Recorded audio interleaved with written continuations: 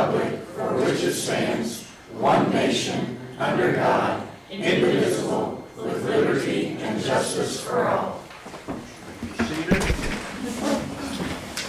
Roll call. Bill Purcell. Here. Ken Sebastian. Here. Daniel Browning. Here. Donna McIntyre is not going to be here today. Amy Meyer. Here. Norman Warner. Here. Bill Folk. Present. Alfio Seika. Here. Thank you. If everybody signed the... Everybody signed this, you get.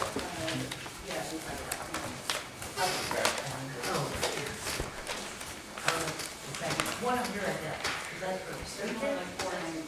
I think that's what You had two more chairs. Okay. Planning Commission have before you the minutes of the previous meeting. They were sent to you by email. Is there a motion to approve the minutes? Move to approve. I'll second that. First by Kenny, second by Daniel. All those in favor, please say aye. Aye. Abstain. Opposed? Wasn't here. 1, 2, 3, 4, 5, 6, 7. 7 approved. 601. Abstain. Okay, I miscounted, I'm sorry. I wasn't here. All right, we have on the agenda the 2026-04 ABCJH Investment Phase 1 subdivision.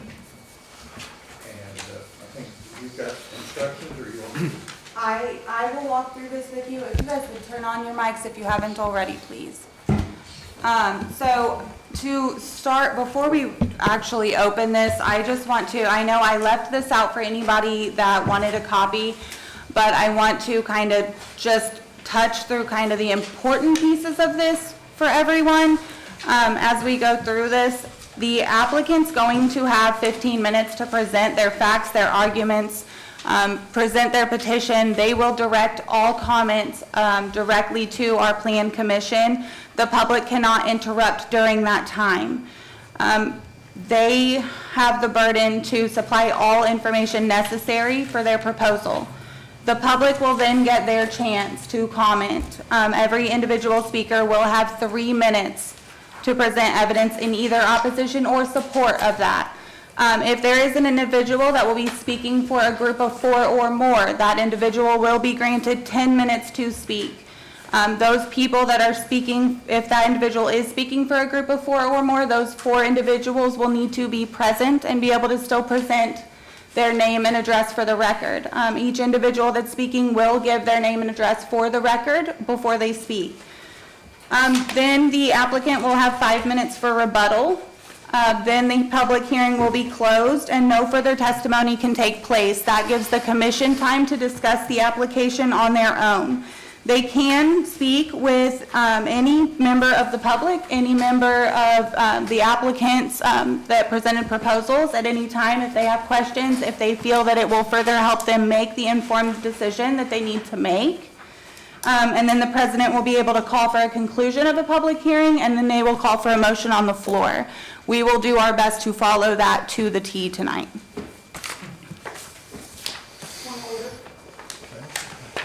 Regarding the rules that we just read, what you produced does not equal what you read.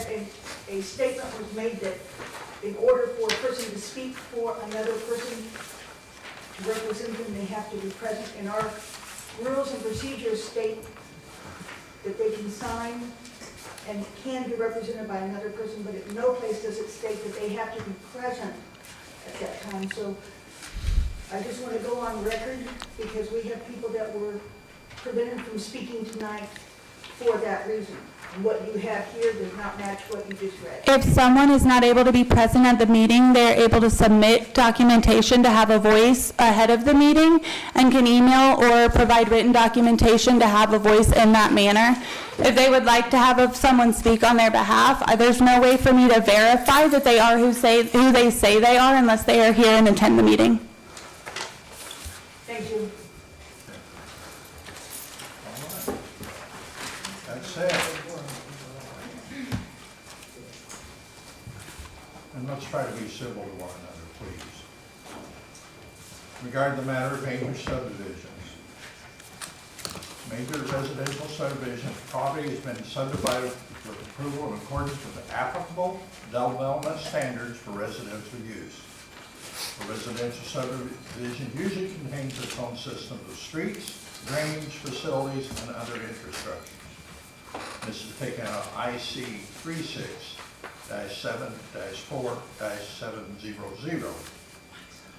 IC 36 Bill. Turn your mic on. Yes. Or pull it down towards you or something. Should we go over and turn this one on? You can't turn this one on. Okay. Pull up. I'm sorry. IC 36-7-4-701B. The Plan Commission has exclusive control over the approval of all plats and replats involving land covered by subdivision control ordinance. Item B, IC 36-7-4-702B. The subdivision ordinance must specify the standards for determining whether a plat qualifies for primary approval. The ordinance must include standards for minimum width, depth, and area of lots in subdivision, a public way widths, grades, curves, and the coordination of subdivision public ways with current and planned public ways, the extension of water, sewer, and other municipal services. The Owen County Zoning and Subdivision Control Ordinance, Section 155-080, is what we're going to look at now. And Section 15.111 establishes the standard for design size of lots. 1 acre lots must have a minimum frontage of 200 feet. Setbacks. Number 1, road right-of-way, 75 feet. 2, side lot, 25 feet. Rear lot, 25 feet. Section 15.100 through 155.110 establishes street design requirements. Sections 155.119 and 155.120 addresses drainage and improvements to the water supply. Waivers and conditions. IC 36-7-4-702C. The standards fixed in the subdivision control ordinance may be waived at discretion of the Plan Commission. Note, the Plan Commission may waive only standards fixed in the subdivision control ordinance. The plan must meet all applicable standards prescribed in the zoning ordinance. To change the applicability of the development standards to the zoning ordinances, the developer the developer would have to seek relief from the Board of Zoning Appeals. I know you're getting tired of me reading to you, but that's what we got to do. IC 36-7-4-702D.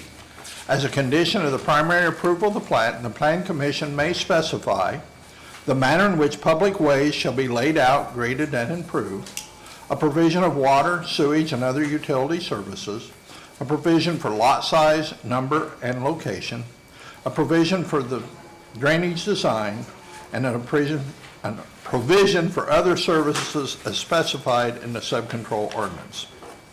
Notice, IC 36-7-4-706.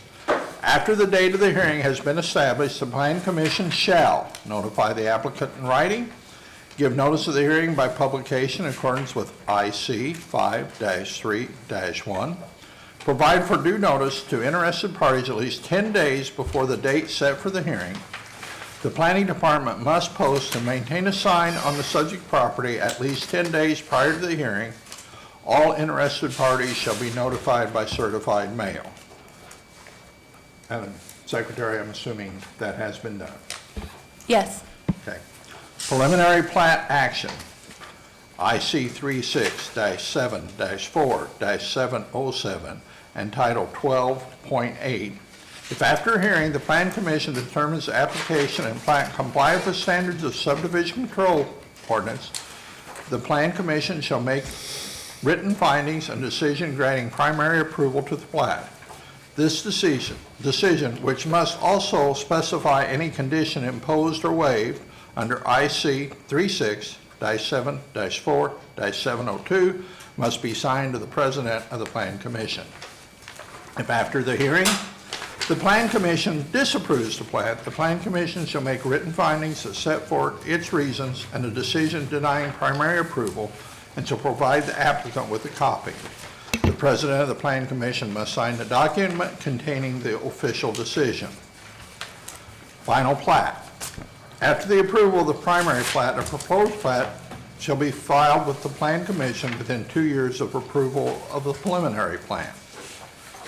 Those requirements are: a final plat must include all of the following: boundary lines by meets and bounds that provide a survey of the tract, existing or recorded streets that intersect the boundaries of the tract, distances and directions to the nearest established street corners or monuments, street names, complete curve noted for all curves, location, types, material, and size of monuments and lot markers, plans and specifications for improvements required by this ordinance, restrictive covenants running with the land, certification by a registered professional engineer or registered land surveyor that the plat adequately reflects his survey, deed of dedication of streets and other property for public use, certificate of improvement or completion bond.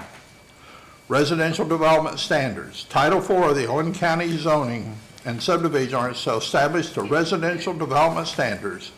Subdivisions are required to adhere to all of these standards. With that said, we are now time to hear from the developer.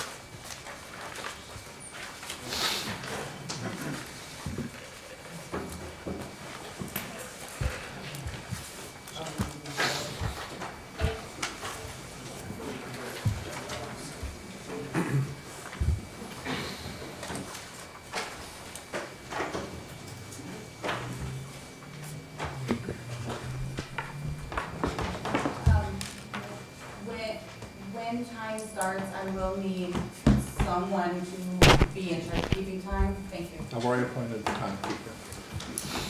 I'll give you a 3 and then a 1. Okay.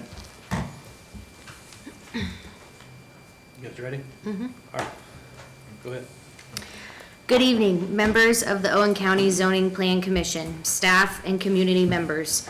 I appreciate the opportunity to speak with you tonight about our proposed development, Owen Hills subdivision. My name is Ashton Haney. I am one of the owners of ABCJH Investments, and I'm here to present the plan for Phase 1 of the subdivision and to address some of the concerns we've heard from the community. Our goal with Owen Hills is simple: to create a thoughtful and responsible development that fits within the character of Owen County, provides high-quality housing options, and adheres to all county standards. We've approached this project with care and with the understanding that growth should enhance, not disrupt, the surrounding community. Phase 1 of Owen Hills consists of 12 building lots and a remainder lot. Each lot has been carefully designed to respect the natural features of the property, preserve open space where possible, and maintain harmony with the surrounding area.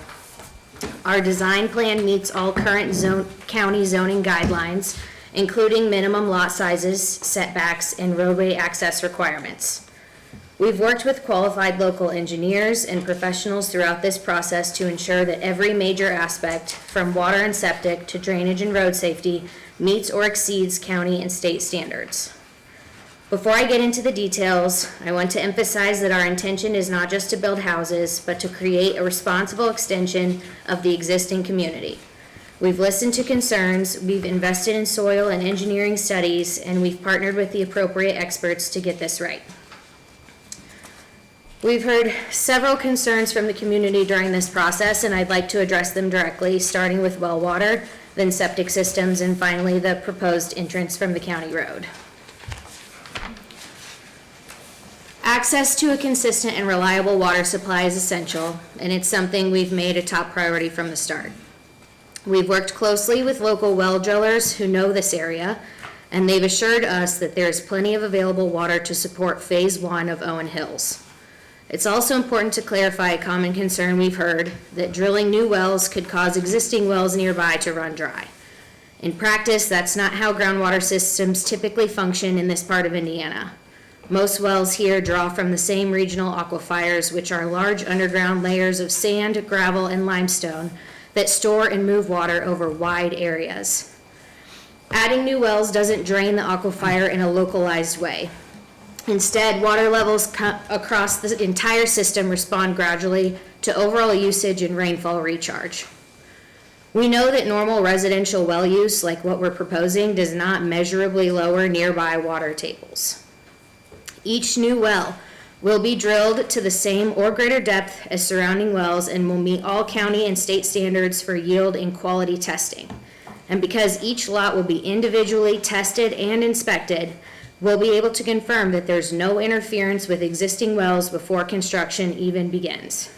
After all, if we aren't able to get adequate water for these homes, we will not be able to build. We take this issue seriously, and we have every reason to be confident, both from professional input and the scientific data, that water availability will remain stable for everyone in the area. Water availability is always a valid concern, and we've taken that seriously from day one. We also understand that septic systems are a key consideration for any rural subdivision. For Owen Hills Phase 1, soil tests performed on each of the 12 building lots have been completed and reviewed by the Owen County Health Department.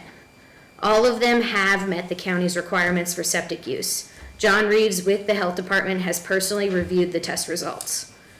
If and when we receive subdivision approval and move forward with Phase 1, we will then apply for a septic permit alongside the building permit for each individual lot, as is standard procedure. These individual approvals ensure that every system will be appropriately sized, installed, and inspected according to Health Department standards. We've made sure this process will protect both public health and the environment. Another important issue raised by nearby residents has been stormwater, ensuring that runoff from new lots doesn't cause drainage issues downstream. To address this, we've engaged Abram Moss Design Group, a licensed civil engineering firm with experience in residential stormwater management. They've carefully analyzed the topography, soil types, and drainage patterns of the site and have incorporated 3 dry ponds into the Phase 1 design. These dry ponds are specifically engineered to ensure there will be no increase in peak stormwater discharge compared to existing conditions. The engineer's plans have been designed to fully comply with county and state drainage requirements and best management practices. Our goal was to make sure that we were proactive, not reactive, when it comes to water management, which is why we plan to complete all stormwater and drainage required for Phase 1, and continued maintenance of these dry ponds will be a responsibility of the HOA. The final concern that's been raised involves the entrance to Phase 1, which will come off of Little Flock Road. Little Flock Road is a county-maintained paved road, and our entrance has been positioned at a hilltop location, chosen specifically because it provides the best line of sight in both directions for vehicles entering and exiting the subdivision. We understand that safety on our county roads is a top priority, both for residents and the county itself, and this entrance layout was designed with that in mind. This will not be the only entrance to Owen Hills subdivision. As we move into Phase 2, additional access points will be established, which will further distribute traffic flow and provide multiple ways in and out of the subdivision.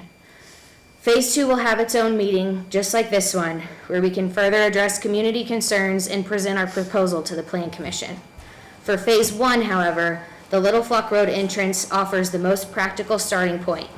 It meets county design requirements and has been engineered to ensure smooth connection with existing roadways. The roads of the neighborhood are private roads and will be maintained by the neighborhood HOA, not by the county.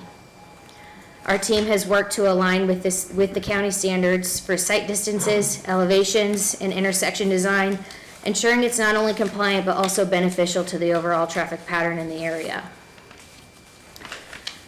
To sum up, we believe Owen Hills subdivision represents responsible growth for Owen County, a project that respects local character, follows all regulations, and protects natural resources while providing new opportunities for families and future residents.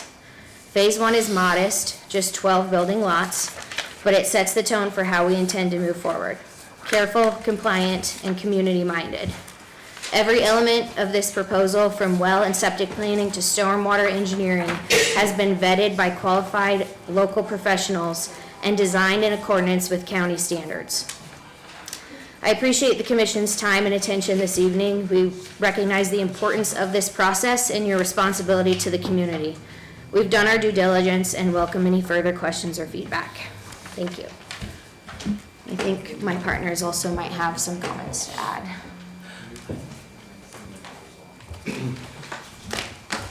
We're hoping that we have covered our bases and met all the requirements by Owen County, and hopefully if we miss something, that you let us know and we can proceed from there.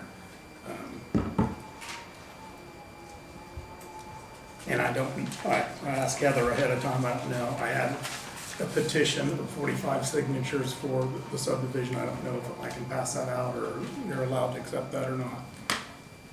Would you pass it to the secretary and she can distribute it to us?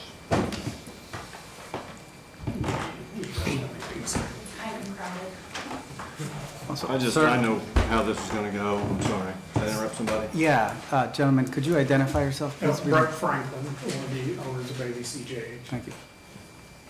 I'm Jason Balt, one of the owners of ABCJH. I know how this is gonna go when it gets to public comments.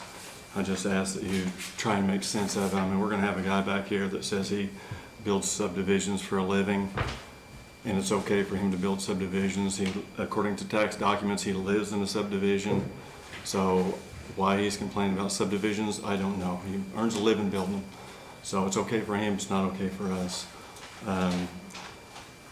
I've seen all the complaints that have come through. I did a records request, so I've seen them all.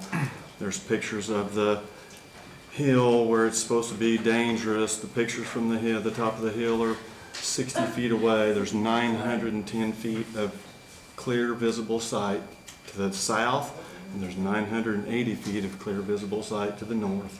So there's never been any fatal accidents on that road. That road was open for a year and a half when the county or when the state had closed the bridges, and it was a major thoroughfare for all traffic. There was no accidents on that road that involved injury. So there's an issue with the 90-degree corner. It's a 30-mile-an-hour 90-degree corner. There's a 45-mile-an-hour 90-degree corner on the state highway that's never caused a fatal accident. I've lived there for 52 years and I've never seen a fatal accident on that 90-degree corner. The state of Indiana says that the amount of units built on that project doesn't even require a traffic impact study. So if the state says there's not enough traffic to require an impact study, I don't see why the neighbors have to make it such a huge issue that there's going to be 45 or 12 homes. This is phase 1, 12 homes. So there's an issue with the runoff, how there's going to be extra flooding. Well, there's issues in place to mitigate that runoff. The only people that cause runoff on that whole road are the people that's north, and everybody that's in here that's going to complain contributes to the flooding because they don't have plans in place to mitigate the runoff, and we do. So, I mean, I just don't understand why everybody thinks that it's going to be a problem, and everybody's going to say that we're the issue, whether it be fertilizer on the yard or pesticides. The runoff is going to be contaminating the well water. It doesn't work that way.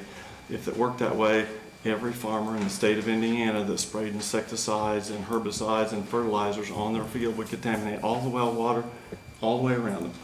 So I'm just saying it's all coming, but if you could just help make sense of it, that'd be great. Because they just don't want us there, but the reasons are their own personal reasons. It's not because there's a danger and we provide a danger to the community. It's just, they just don't want us there. So, thank you.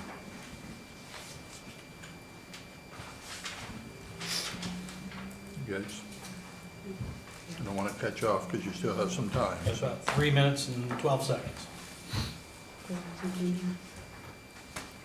I think That's it? we're there. Okay, I just don't want to cut you off if you had something first. Now we come to the point of public comment. I think what we need to do, though, is if someone is speaking for a group of 4 or more, we should have that list and start with them. And if you gave permission for someone to speak for you, you have sacrificed your right to speak later, as far as an individual. So if somebody's speaking for a group, Please let us know and who you're speaking for, and we just need to Are you know. doing for first and then pros, cons? No, I'm saying, Doesn't matter. whatever they're saying. But if you're speaking for a group of 4, Question, please, okay? regarding letters. We have signatures from those persons with addresses complying with the original rules and procedures of the Planning Commission to allow a person here, a neighbor, to speak on behalf of 4 people, complying with the rules that we had before them. How do we, Name and how do we address. know those people are legitimate people? In respect to that, you allow a person, a petitioner, to assign another person to represent the petitioner. And within the rules and procedures, you allow a person speaking to represent another person. An email with signatures and an address is an appropriate way to do that, and it's what has been done in the past to do that.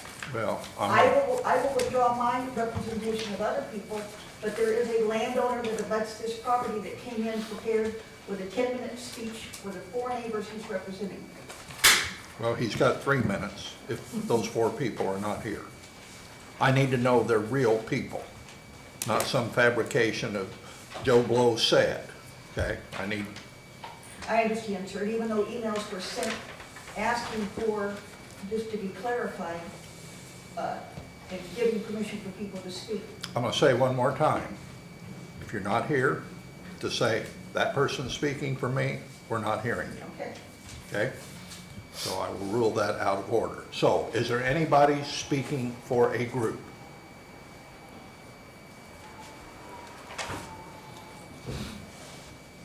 Who is the individual who wanted to speak for a group? I don't know. Mr. Duncan? Some of those people couldn't be here due to other things they need. I got their phone numbers, I got their addresses, it's all on public record. So it's easy and simple, I got the phone numbers, you can call them, and they can say he's a liar, and then you can take everything that I say away.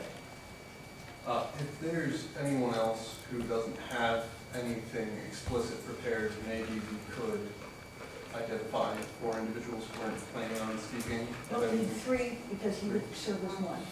Speak for me. Speak for me too. Speak for me. You can't relinquish yours. I'm not relinquishing mine. So if someone's speaking for you, please give the name to Heather, your name and address, And if please. he gets 3 and there's 3 more, I have a 10 minutes to choose. Michelle Henderson, 6229 Little Rock. I'm not a super fast writer, just a second. 6229? Yep. Say next. Scott Plaskoff, GLASSCOCK,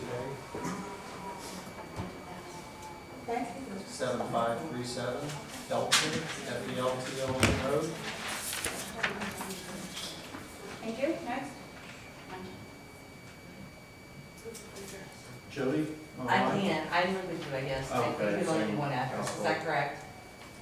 One address or per person? It's your person. Oh, me, Jody, Plaskoff. Yeah, same address and everything. Jody, J-O-D. I, yes.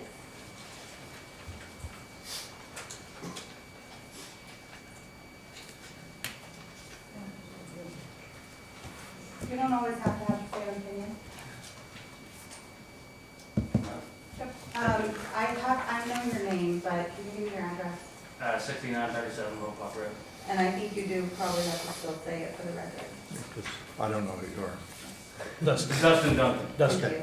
Turn it on, and then you can just say it in it, so they everybody can. Oh, well, I didn't know about it. Yeah, come on up if you're,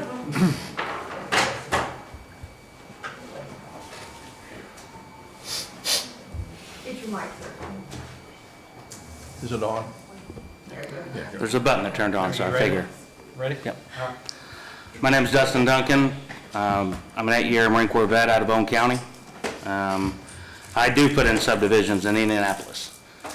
And what I'll start off with is, this is the amount of paper that these plans are printed on for drainage, the house. There's no septic systems in it. There's no wells in it. And they did say earlier that they test the wells and make sure that they won't affect surrounding areas. My question is, how do they do that without testing the other wells first? Next thing, this is 146, 40-some acres. It's around that, if I'm correct. This is a 70-acre subdivision. These are subdivisions in Indianapolis or around? Indiana. Indiana. But yes, yeah, Indianapolis, there's different, and I know you guys have different They have standards. different standards. I understand that. Okay. All I'm saying is if we get into this subdivision thing around Owen County and go further and further and further, and I understand progress never stops. I understand that fully. But if we're gonna do that, we need to have a lot more work done on drainage systems and septics and wells, and if we don't do that, there will be dire consequences for everybody around. And I know they say the water doesn't work like that, but there's caves out there. I have caves on my property, which is directly connected to 5 lots. 3 of them 1 acre or smaller, or around 1 acre. They're all bigger than 1 acre. And putting that many in a congested place could be a problem. And there's nothing in this that says anything about it.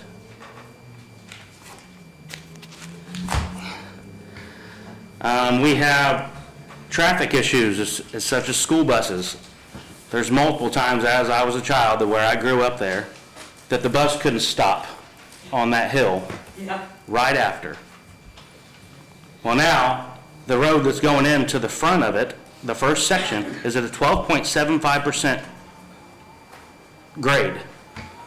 It's supposed to be riprap on both sides with swells.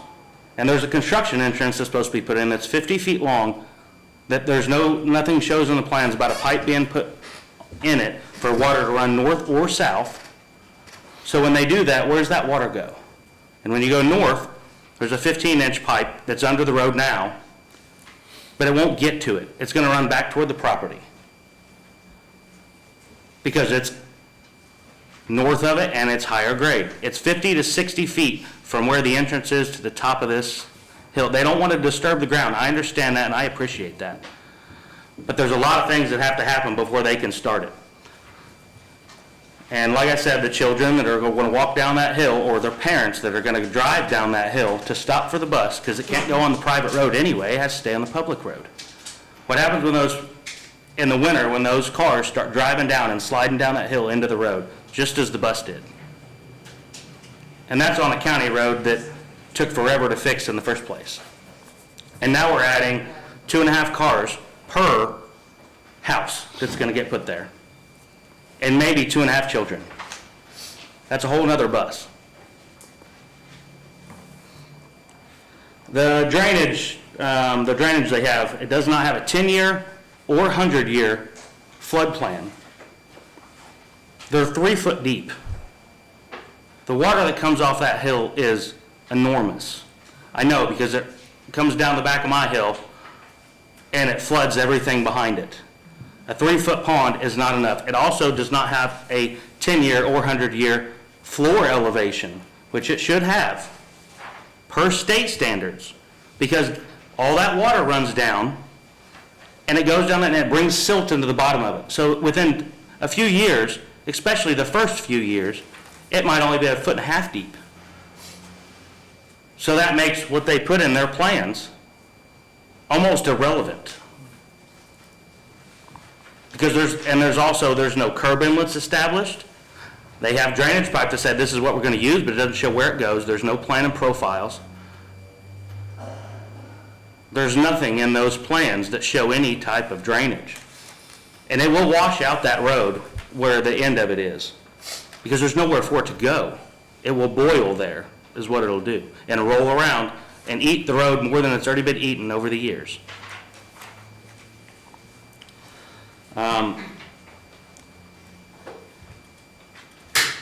I brought up the construction entrance, and I also think everybody in this room within a mile of where this is should be testing their water now. It costs $25 to do. You can take it and get your water tested, so if there is a problem later on, we can make sure that, at least we tested it first and did our due diligence, because we're going off somebody else's word. You wouldn't do it in gambling, so you shouldn't do it here.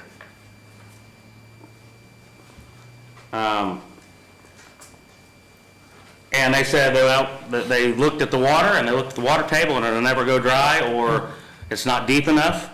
But the caves, like I said, the caves that I have on my property, the water gets dirty when it rains, a heavy, heavy, heavy rain, which means there's sinkholes, there's open caves, the way that top of that water is going down into the aquifer.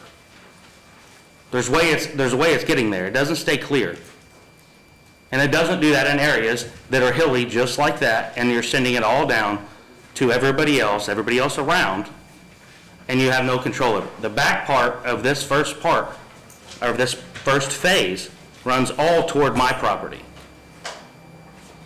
Not to mention the road, again, that's at 12.75% up that hill. That takes all the water that used to run down in different crevices and different small areas when it rains like that. Now you're putting it into one or two, which are next to the road. You can rip-wrap it all the way down, but you're taking all the water that would any other time run in 50 different directions and you're putting it in one. You're going in, and the entrance is between a blind hill and a blind 90. That construction entrance is 50 feet that was approved for that. You can't get a semi with a dozer, an excavator, a trencher, or nothing in there. And also, I don't live in a subdivision, if that's, yes, sir? 3. Oh, 3 minutes, okay.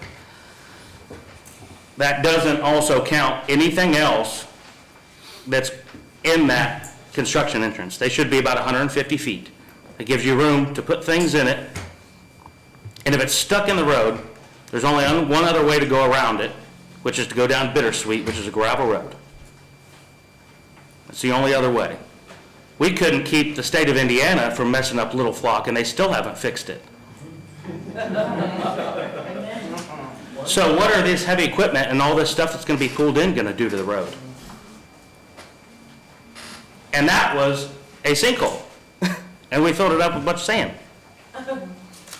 Well, you think a quarter mile down the road is any different? I don't believe it is. And if the state didn't do it, I think the county should have did it, because people were driving through potholes the size of four-wheelers. And if we couldn't do anything about that, we're proposing something that's between two blind curves and very dangerous for children and anybody that's going to live up there. Not to mention the people that already live there, that love their wildlife, they love their peace, and they love to be outdoors with their privacy. If they wanted that, they'd move to where I work. And I know that doesn't matter in terms of the codes and the ordinances, but it matters to the people of Owen County and the people that live around it. Thank you for your time, I appreciate it.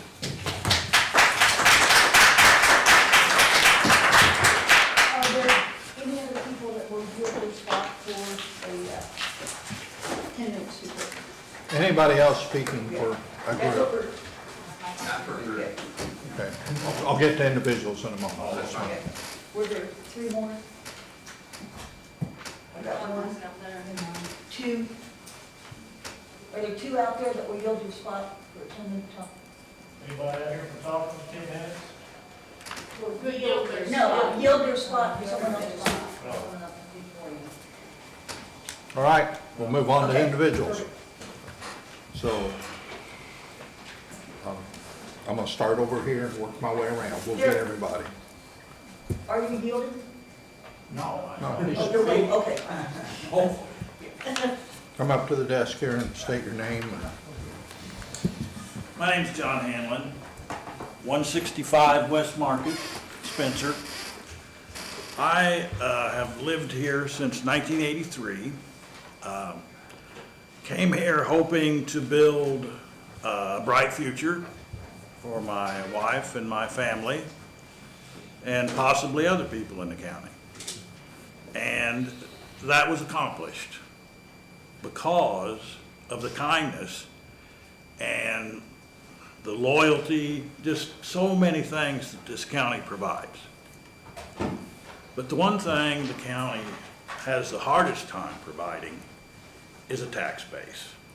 And I think we all know that, and probably we'll all agree with that. We can't be backwards. We all know it costs more every day to accomplish anything, personally or on a countywide basis.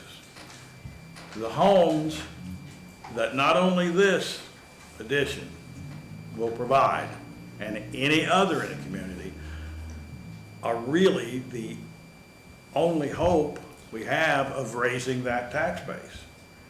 And that tax base should be very important to everybody in here. And personally, it's probably more important than exactly where you live. Because, you know, as a community, it's kind of, it means you're working together to create a better community. I just hope that that is what happens. I hope that young people can come here to this county. I wasn't born here. I'm an import, but been a long time that I've been here. 1 minute, John. 1 minute left. But what this county has provided through hard work on my family's part and business partners and so on, it's provided a great opportunity. I think most of you probably know my children, and one of them has a tremendous effect on the county, and I think it's quite positive. I think everybody agrees with that. If not, early in May, you can tell her. But there's opportunity in this county. There's opportunity here that doesn't exist in other counties. These homes, from what I'm told, are, well, they're not cheap by Owen County standards, but if you go to any adjacent county except perhaps Greene County, they're very reasonably priced homes, and they will benefit the community. Time. Thank you all, appreciate it. Okay, anyone else over here?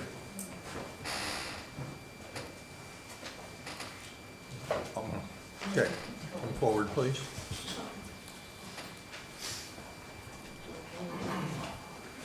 State your name for Heather, please. My name is Delane Gilbert, D-E-L-A-I-N-E. I live at 7028 Little Flock Road. I live on top of the hill. When Kim Southern put that little house down at the bottom of the hill, my pump went out from my well because it dropped so low. Until this day, I'm still getting weeds. I had to put a whole home filter system in my home to catch that. The proposed going in and out on Little Flock on that hill, you might not know all the wrecks that's been there, but I live there. There is wrecks every year. And if there's not a wreck, guess where they're at? They're in my driveway because they're waiting for the county to come out and make it so cars can get up and down that hill. I've had people sit in my driveway for 2 hours waiting. And that corner, yeah, it is a sharp corner, but I don't think that's the biggest thing. The biggest thing is if I come home and there's a school bus going down the road, I have to pull over in a driveway. The road is not big enough to accommodate my little Jeep and a school bus. So when you think about that, please understand that Mr. Deckard won't even stop midway down the hill. He has made people come up to the top of the hill. And there is a big old house going in right beside me. And I know that guy, his name's Kyle, and he probably wouldn't have built. He thought this was over with. So I think if you let this go through, I will be moving because I will not have water. I'm on top of the hill. I will be the first person not to have water. I think that's about it. 1 minute. So please, think of the people that's already out there. And I know this is good for our taxes, but at what cost? I moved out here to be in the country. That's where I moved at. And God bless you, sir. I understand where you're coming from. Ma'am, But I don't live in town. you have to address the commission, not the individuals in the room. But Just saying. he lives in town, I live in the country because I wanted country life. not because I wanted a town. And don't get me wrong, I'd like to have a housing addition. If you could put better roads and city water and sewer and let us hook up to it on Little Flock, I'd be more than happy with that. But you can't even get the road, anytime it rains now, there's water puddling the end of the road that my daughter is afraid to drive her car through because it sits so low. And right now, even though there hasn't been no rain, there's still water down there. Thank you. Anyone else along the back row?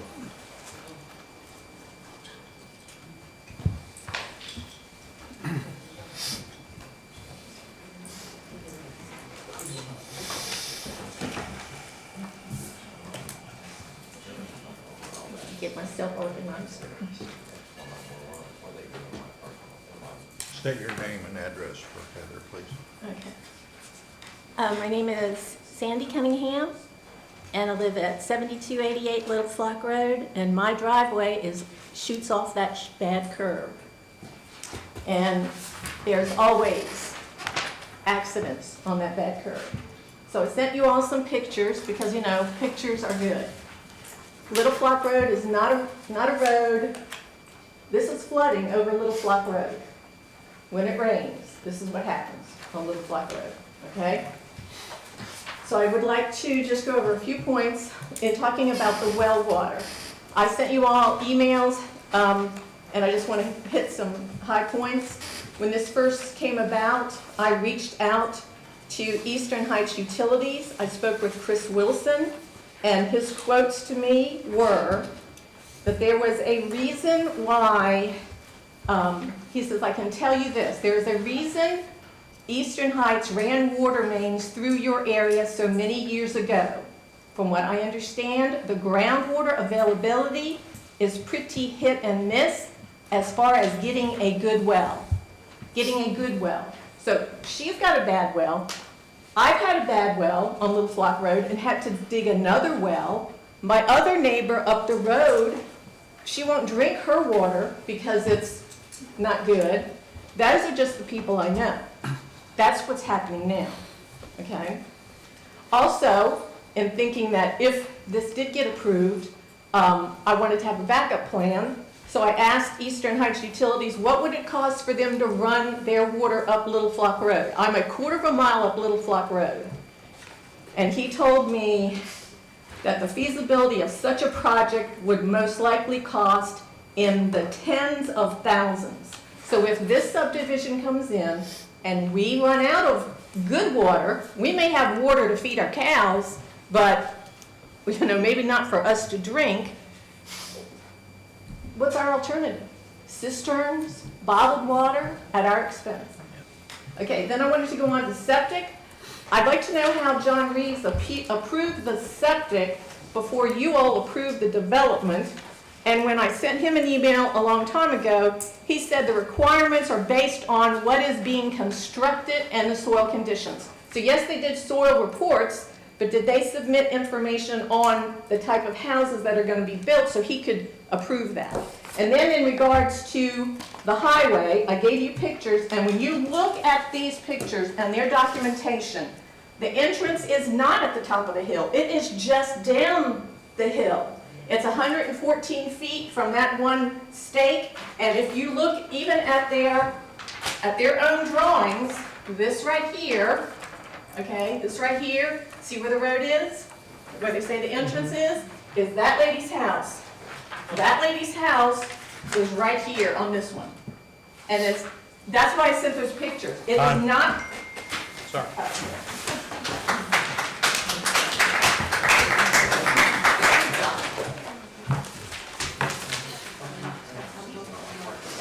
Okay. Anyone else? Back row is. You got one at the door. Oh, I got one at the door, I'm sorry. Sorry. You're hiding behind the door there, aren't I couldn't get in. we? We need a bigger room.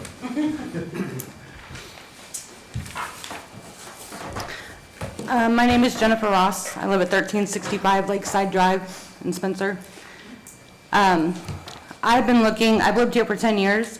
I've been looking for property that has acreage on flat land in this county with a newer home, something that you don't have to spend hundreds of thousands of dollars to fix. And I have not found anything with a reasonable price for what you're getting. So I think that this neighborhood would be great for people that are looking for a nice new home with land. Since I couldn't find anything, I just recently am going to be probably purchasing a property in Clay County because I can't find anything.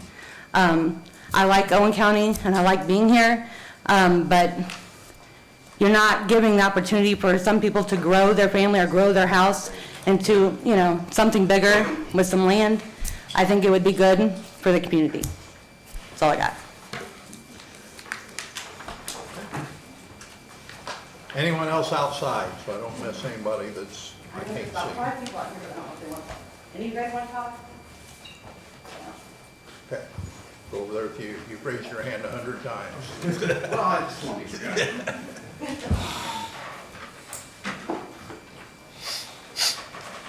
You guys having fun? Oh, yeah.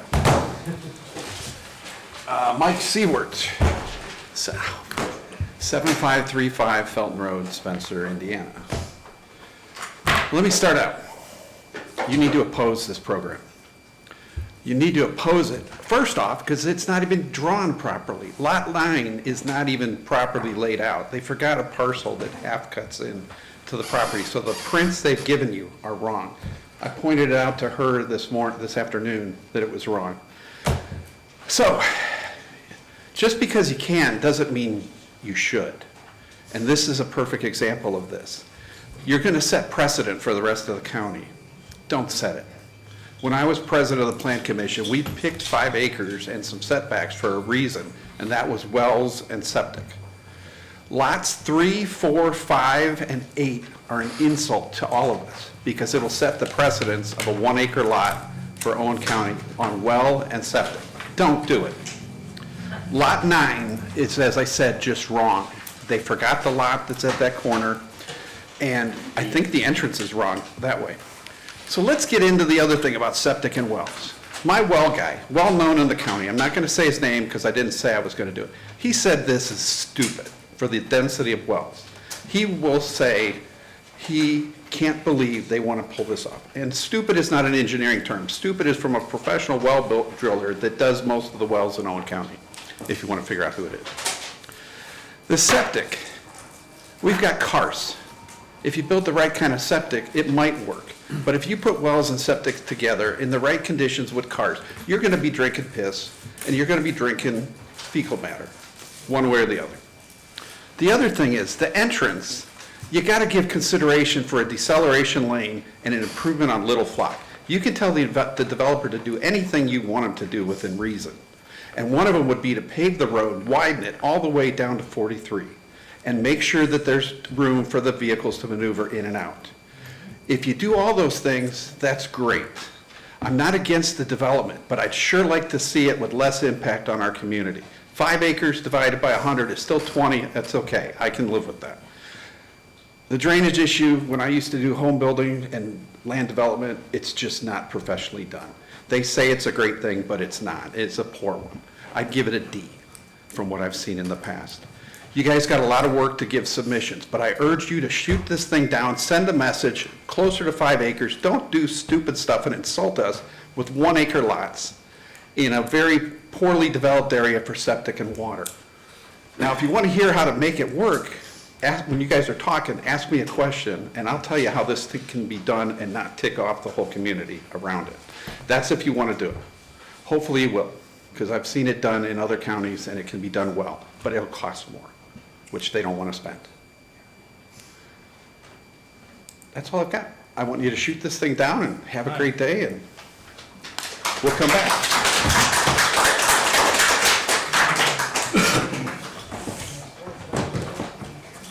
Anyone else on that? Next. Hi, my name's Tammy Jones, and I live at 2626 Timber Lane. And I've only been here for 2 years, but I lived in the city of Virginia Beach for 30 years prior to that, and I actually did subdivisions.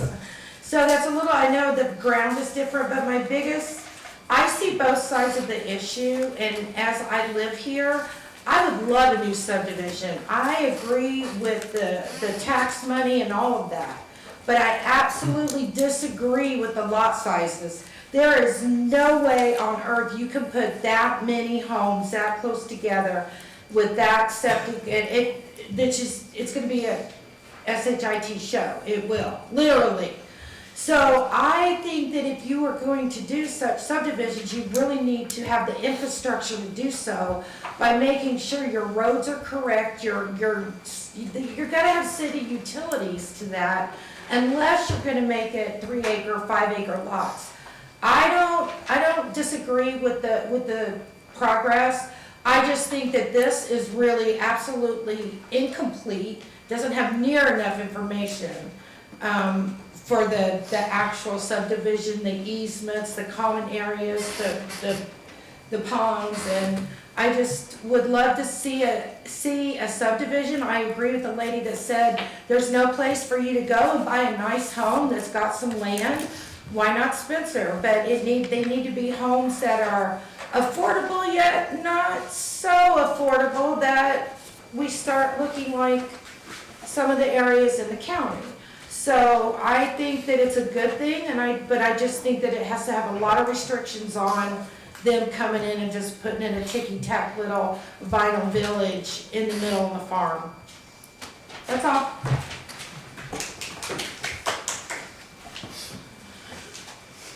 Are we done with that row?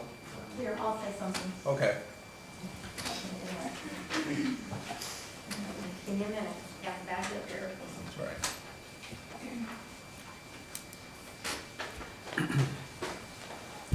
My name is Karen Burks, and I have lots of family that has always lived on that road. And I love the road, and my aunt lives there now, with a sinkhole in the backyard that totally fills up with water when it rains. I would like for you people, you commissioners, to challenge you. Drive that road every day. If you don't drive it, you don't understand it, because it is not a good road.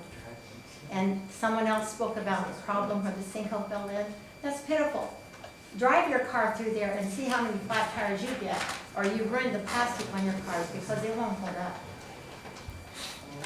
I think a subdivision is great. Our taxes do need more money in them because you can't take care of the roads now.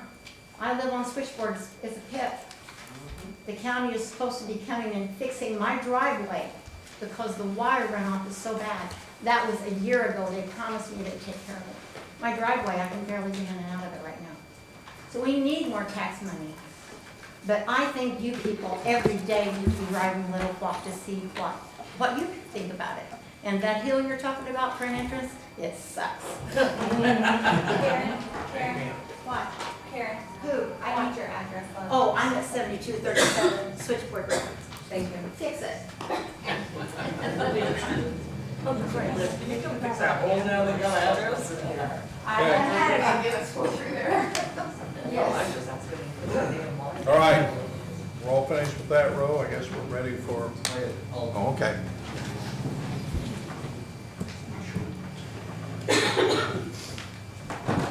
My name is Chris Ercoli, that's E-R-C-O-L-I.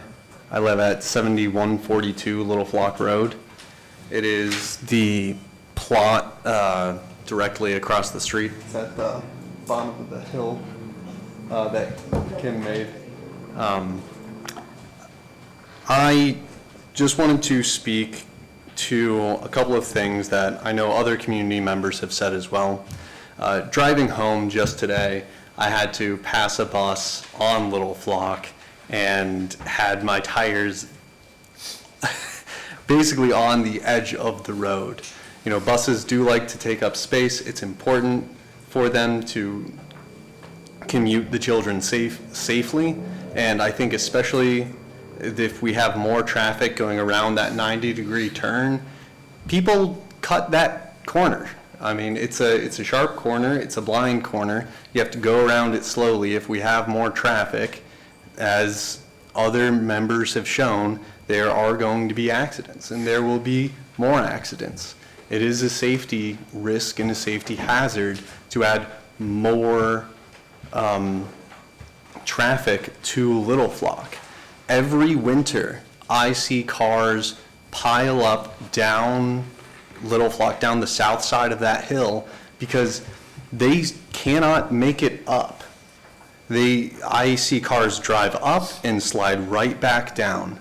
And if we're talking about putting an entrance to a subdivision at the top of that hill, that means we're gonna have families who simply cannot get home in bad weather, because it's not much better coming the other way if they do drive all the way around 43.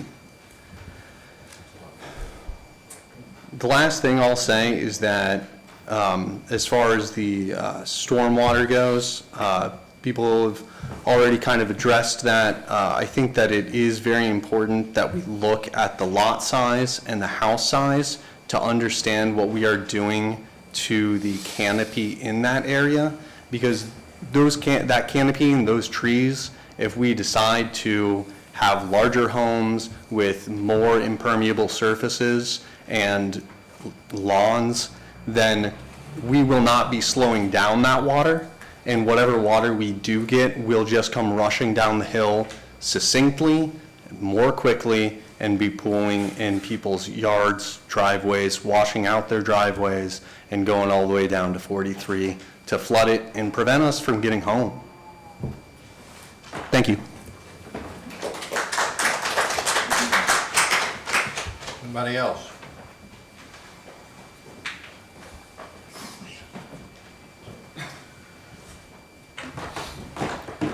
My name's Austin Byer. I live on 7962 State Road 43.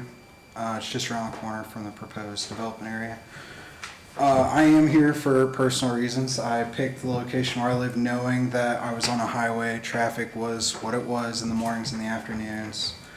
Back in the fall, I was here and we saw the larger rough draft of what they plan to do. And when you total up the number of cars, with an average of 2 cars per household that may be traveling in front of some of these properties, we're talking about huge volumes of increased traffic. There may not be very many accidents now in certain locations, but we're assuming that risk is going to increase with more traffic. Across the country, any development that adds more before infrastructure is there, you're going to see accidents like this happen. As far as water drainage, they have some plans in place. I have a 1 acre parcel or lot right now that I live on. I've taken my own steps to mitigate water. In proportion to my property, that's a pretty large section. What they're proposing, if it meets county standards, that's where we're at this point. And then lastly, I'm all for development. I moved here within the last few years. I love where I live now. I think it's a stretch to go from no houses currently on that parcel of land to the rough draft. I forget how many houses they had, but just the sheer number of people we're going to add in a short term. Whereas in the past, I know my lot in particular, a farmer was selling off 1 acre at a time and the county shut it down because they weren't okay with that. So sometime in the last 20 years, that may have changed. I'm hoping it's not. I would have much rather had the option to buy a property with more land. My options were limited. So again, I'm not against development, just how small the lot sizes are at this point. Thank you.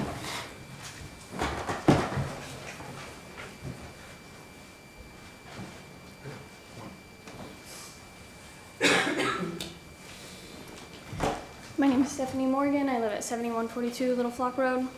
This is also the house at the bottom of the hill, directly across from, I guess, what will be phase 2. Something that has not been pointed out yet that I think is important is that this land that we're talking about developing for tax dollars is an existing ecosystem.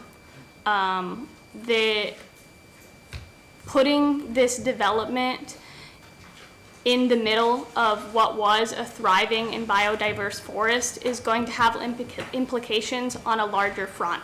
I'm very passionate about native gardening and conservation, and there are already problems in the area with some invasive species, whether they are insects or plants. I'm sure that we know about honeysuckle, burning bush, calorie pear, stink bugs, all those things.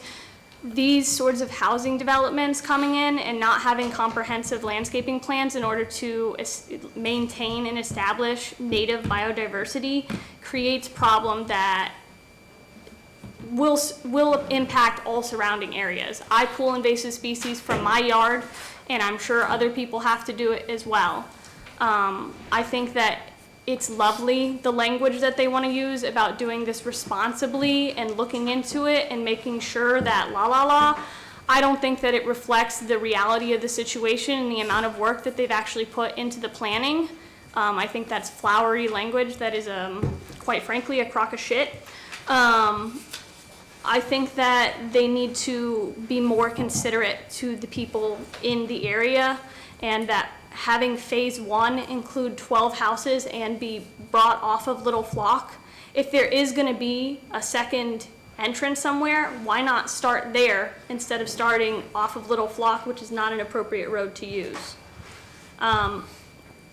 Another thing I want to mention is one of these easements, these drainage easements, is an existing pond at the bottom of the hill, which again is an existing ecosystem with spring peepers, amphibians. When the yard goes down, or when the rain comes down the ephemeral stream in my yard and goes across the street, it goes into this pond.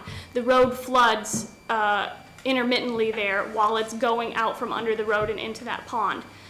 In the comprehensive plan, or the larger plan, that pond is split in between 2 lots. That doesn't sound like somebody who's considering how to do this responsibly.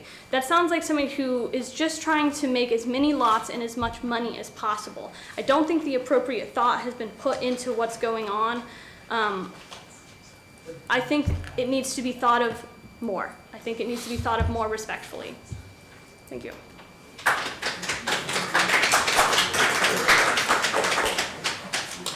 Anyone else?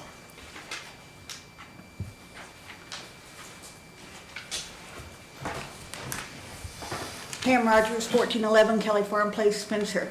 Before you, you have a written objection and remonstrance to this subdivision.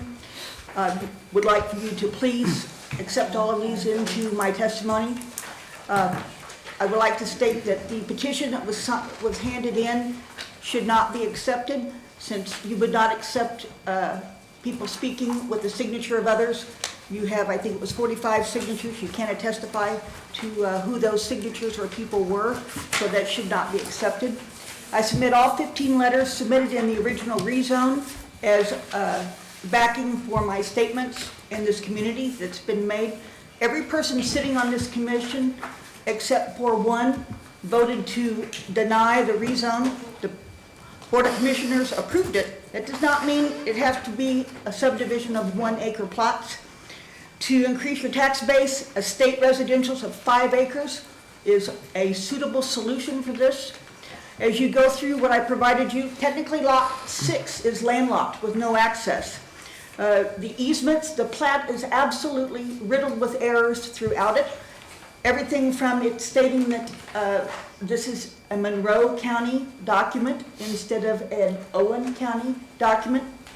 The technical portion of the review of the plat is written out for you to read, please, because there's significant errors on this.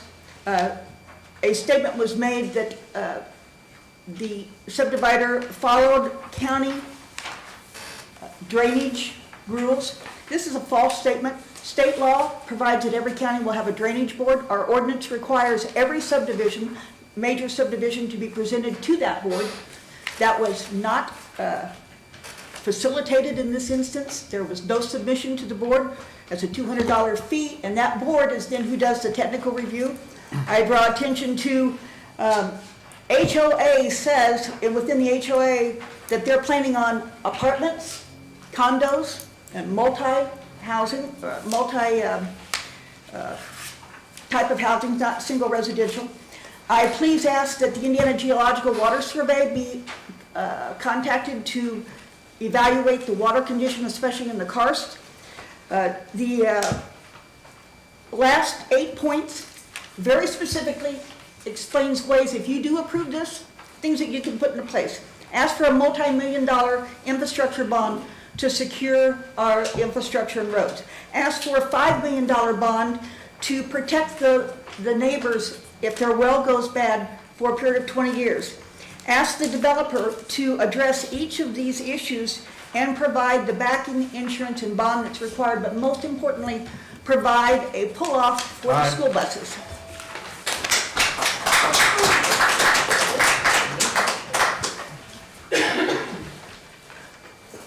Any others?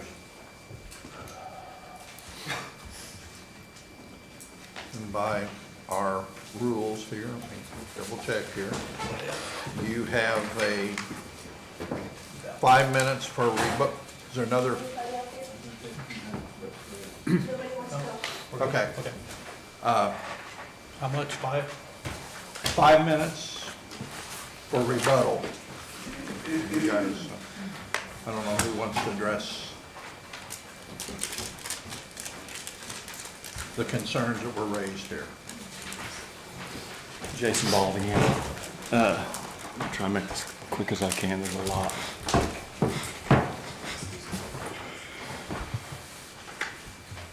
You guys ready? Yep. All right, it's 12 homes, it's one phase, it's not the second phase. Whatever she's talking about, the pond, the mosquito pit, she's talking about, that's phase 2, that's irrelevant. This guy back here is talking about 2 blind corners at each end of the hill. Is not true. It's 910 feet to the south. Hang on, hold on. Just talk to us. Okay, No okay, so point, I'm no sorry. reference. The guy back here that says it's blind corners on each side is 910 feet one side, 980 feet to the other side, clears line of sight. The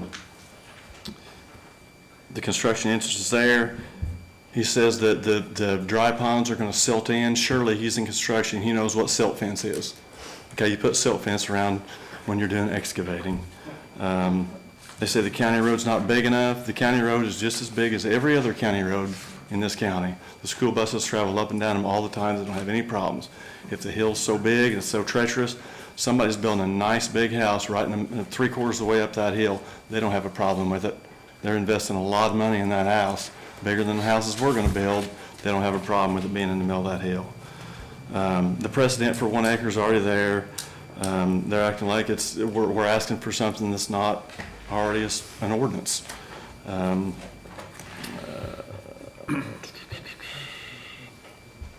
That's about it. Okay. Well, I take that back. There's the lady talking about the invasive species and plants and whatnot and how we should be considerate of the neighbors. I've actually had to have her trespass from my property because she went over there and put the fires out because she said burning brush in Owen County was illegal and we had to have a permit. The ash covered my car and my house, just so you all know. Okay, ma'am, you can't respond right now. Go ahead. That's it, great. I'm Chelsea Moss with Aber Moss Design Group. We did the design plans. So I want to just address a few things. There's several comments on the stormwater. So these particular ponds are not your traditional dry detention ponds that are supposed to be extremely deep. They are a bioretention pond. They are intended to have water-loving plants growing in them. If we get too deep, those kill off and won't function. Those are there to help remove pollutants from the water in addition to doing detention for the runoff to reduce our runoff rates. Those 3 ponds that are shown on the plans are designed to not only accommodate phase 1, but they do accommodate phase 2 in the portions that drain to those ponds. There will be additional ponds included in phase 2 if that were to proceed at a later date. The concerns about the drive entrance slope, it is very steep. The site is a steep parcel up on that north end. But the first 100 feet of that is only at a 4.36%. So we are not coming straight into Flittle Flock at 12%. That's not what's happening. We're coming in and we are shallowing out a bit right before, not at that steep angle. On the construction entrance, that is currently shown at 300 feet in length, so there is plenty of room to pull those off, and that construction entrance is the first thing that needs to go in when they begin construction. That would be in accordance with the CSGP construction stormwater general permitting that they will be required to get before any of this work can commence. We will be filing that, but have held on that until we get through this process, just because any modifications, we want to make sure those are addressed before we go through that permitting process.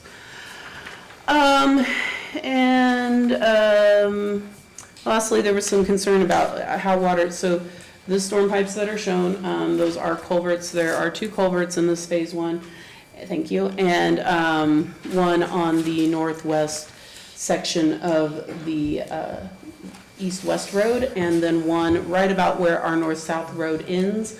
We have a culvert, and the ditch actually has a berm in it to redirect into that culvert and get us over to that eastmost pond. So all of that water does travel down to that eastmost pond. Also, the driveway's at the top of the hill, not like the other lady said, 115 feet below. She has no idea what she's talking about. It's literally at the top of the hill. So we're welcome to answer any other questions you have. Yes. Now, the public hearing has closed at this point. No further testimony can take place, but commission members may ask questions or comments to applicants or other persons necessary to make an informed decision. Commission may discuss proposals with staff or other members for any length of time. So now it's our turn if we have any questions or comments. Anybody? Yeah, I got a couple of things. So, first off, we need to get a road bond in place so that if you do damage to county road, that would be covered. So you need to look into that. And I'm not prepared to make a decision tonight, just telling you right now. But I do have some things I want you to look into for me. So that's one. Number 2, I'd like to have a construction bond in case you guys get halfway through the first house and bail out on us, we've got some recourse. Can I ask for a clarification on that? Excuse me? Can I ask for a clarification on that? Sure. So that construction bond, you would be expecting that to handle the interior road and the detention for phase 1, all the stormwater and interior road for phase 1, correct? I'm looking for something to cover the county. The infrastructure, If not the something happens. homes, not Yeah, not the anything else. homes. I just want Yes, to make yes. sure that's clear and on record, so. Okay. The drainage study that was supposed to go before the drainage board, Yes.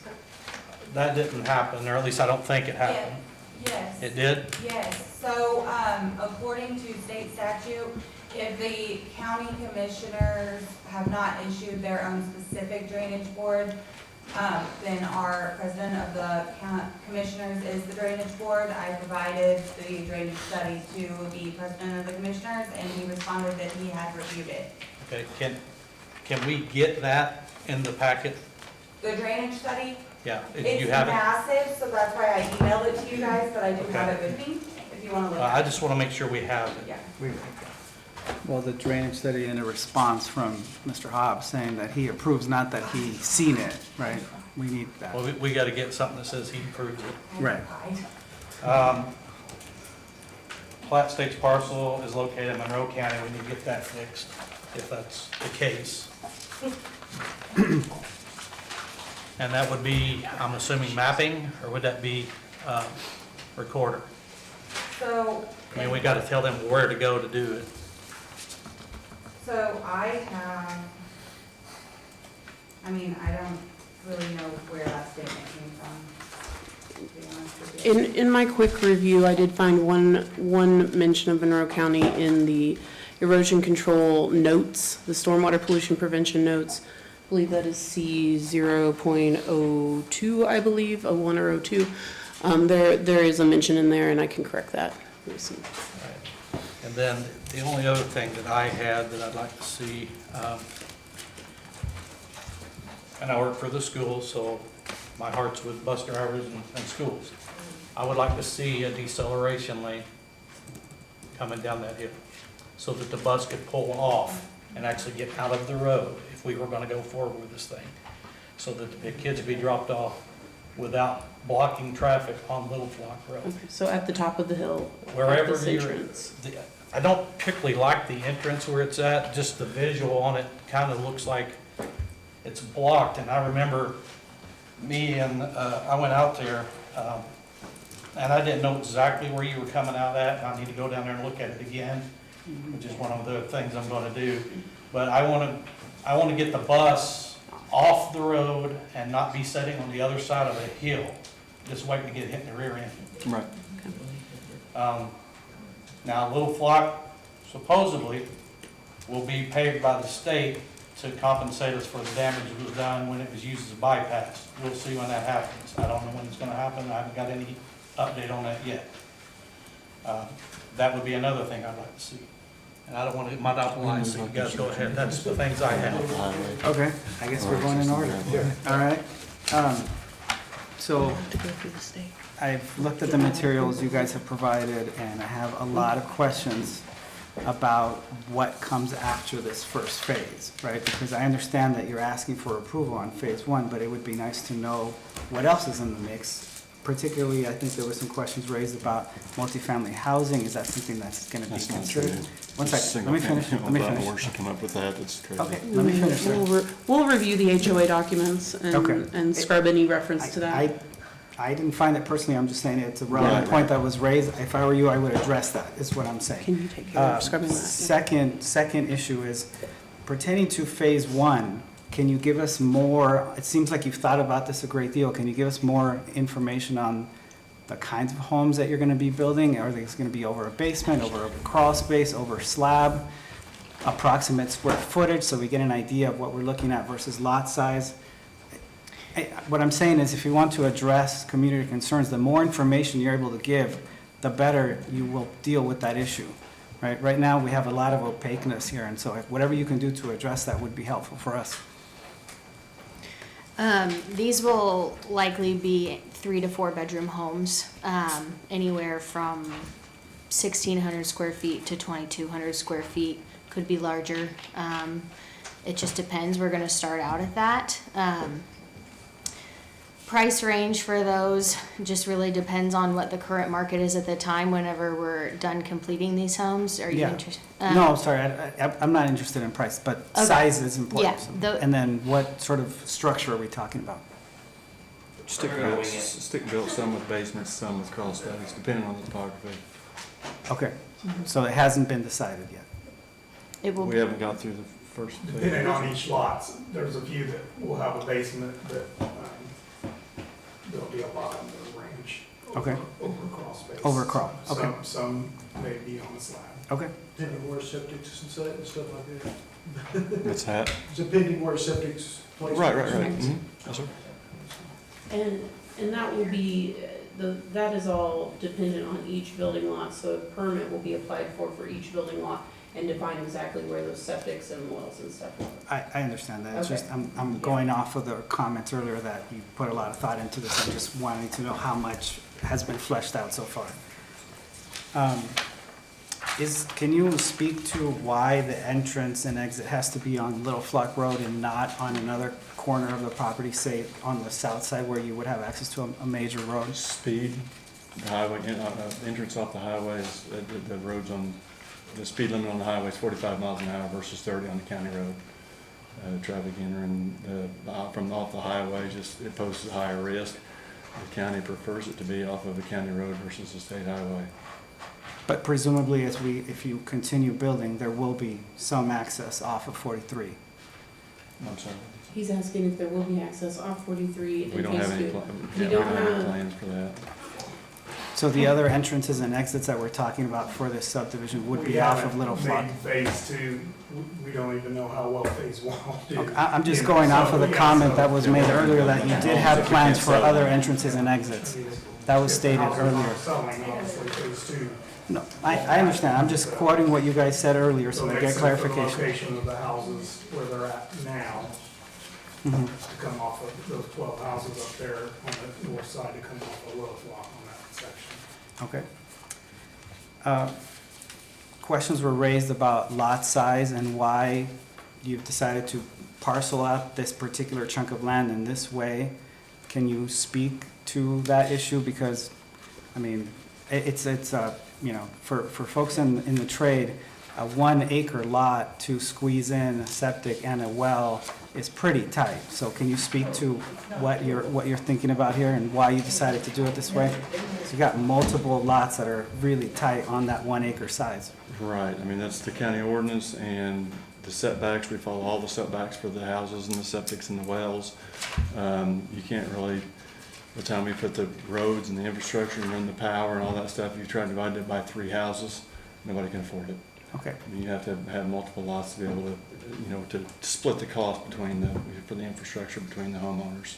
And so just as a point of clarification from the perspective of you guys as the owners, if we proceed with the approval and you are permitted to build phase 1 and we get to the point where 1 or 2 of these lots are not going to meet the criteria for septic and or well, are you prepared to take those off of the map? And Yeah, what is the absolutely. contingency, They don't meet what the will happen criteria. with those? They would combine with neighboring lots. They would be sold with neighboring lots if they're Okay. not.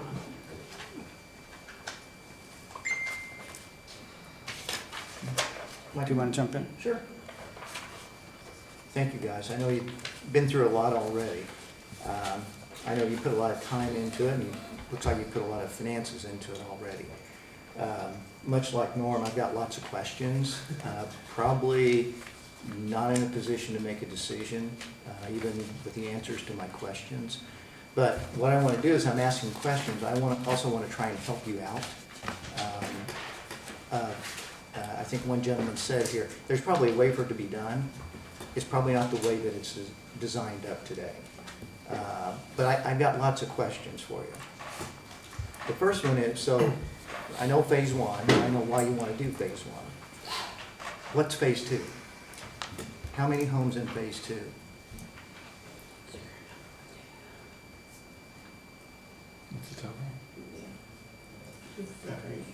At one time, the whole project, when we were trying to draw things out, could be up to 43 or 4 homes. 40 Right in that range. 43 or 40? That's including the 3 homes that were already down. Subdivisions. So- Just around the ballpark of 40 homes. And there 40 in addition to phase 1? No. No, that was total. All total? Yeah. Thank you. We're currently working through what lots to combine and shift from that original schematic that was provided with the rezone. So we're working off of that, but there are some tweaks and shifts and stuff that we are working through on that phase 2. It's 125 acres, not 147 like the guy said, but Yeah, I saw it's like a that. 2.19 point something. Yeah, 2.34 acre average. Yeah, the HOA wasn't much in there. Probably needs to be a lot more work done on the HOA. That's where you really want to define your covenants, you know, your restrictions, have an architectural committee for after the fact, after you guys release it from development. You want to have an architectural committee that controls what goes on inside of there. You want your restrictions, your home types, your sizes. You want a lot more meat inside of that. Reason being so we can assess it, the community can understand that, but more importantly, when you start to sell homes, people who want to buy those homes, they want to know what their neighbors are going to look like. So you got to have those restrictions in there. That's going to make that a more desirable project for you to present to the marketplace. So you really need to spend some time on that as well. Our plan is to build all the houses ourselves. What's that? Our plan is to build every house ourselves. Okay. So we're not selling lots. You know, I think the entrance really needs to come off the highway. Little Flock's bad. And especially when you said you're gonna have both entrances coming off Little Flock, that's really bad. And so let me frame that up for you. So the reason why that's bad, we can say whatever we want about fitting into guidelines of what the state requires, what the county requires. That road is bad. The more people that come out onto it, one day something's going to happen.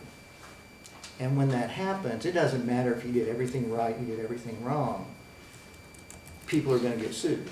And you're going to get sued. If it's not safe, you're going to get sued. And the dynasty you're trying to create from the windfall of this will just go away. Whether you've got it in LLC or you've not got an LLC, it will go away. And if the county approves something that allows you to do that, the county will be sued as well. The county will absolutely be sued. Coming off the highway, that's the right way to do it. Because you can do things, you can do them the right way, even though the speed limit's higher. That's where it needs to come off at, not off of Little Flock.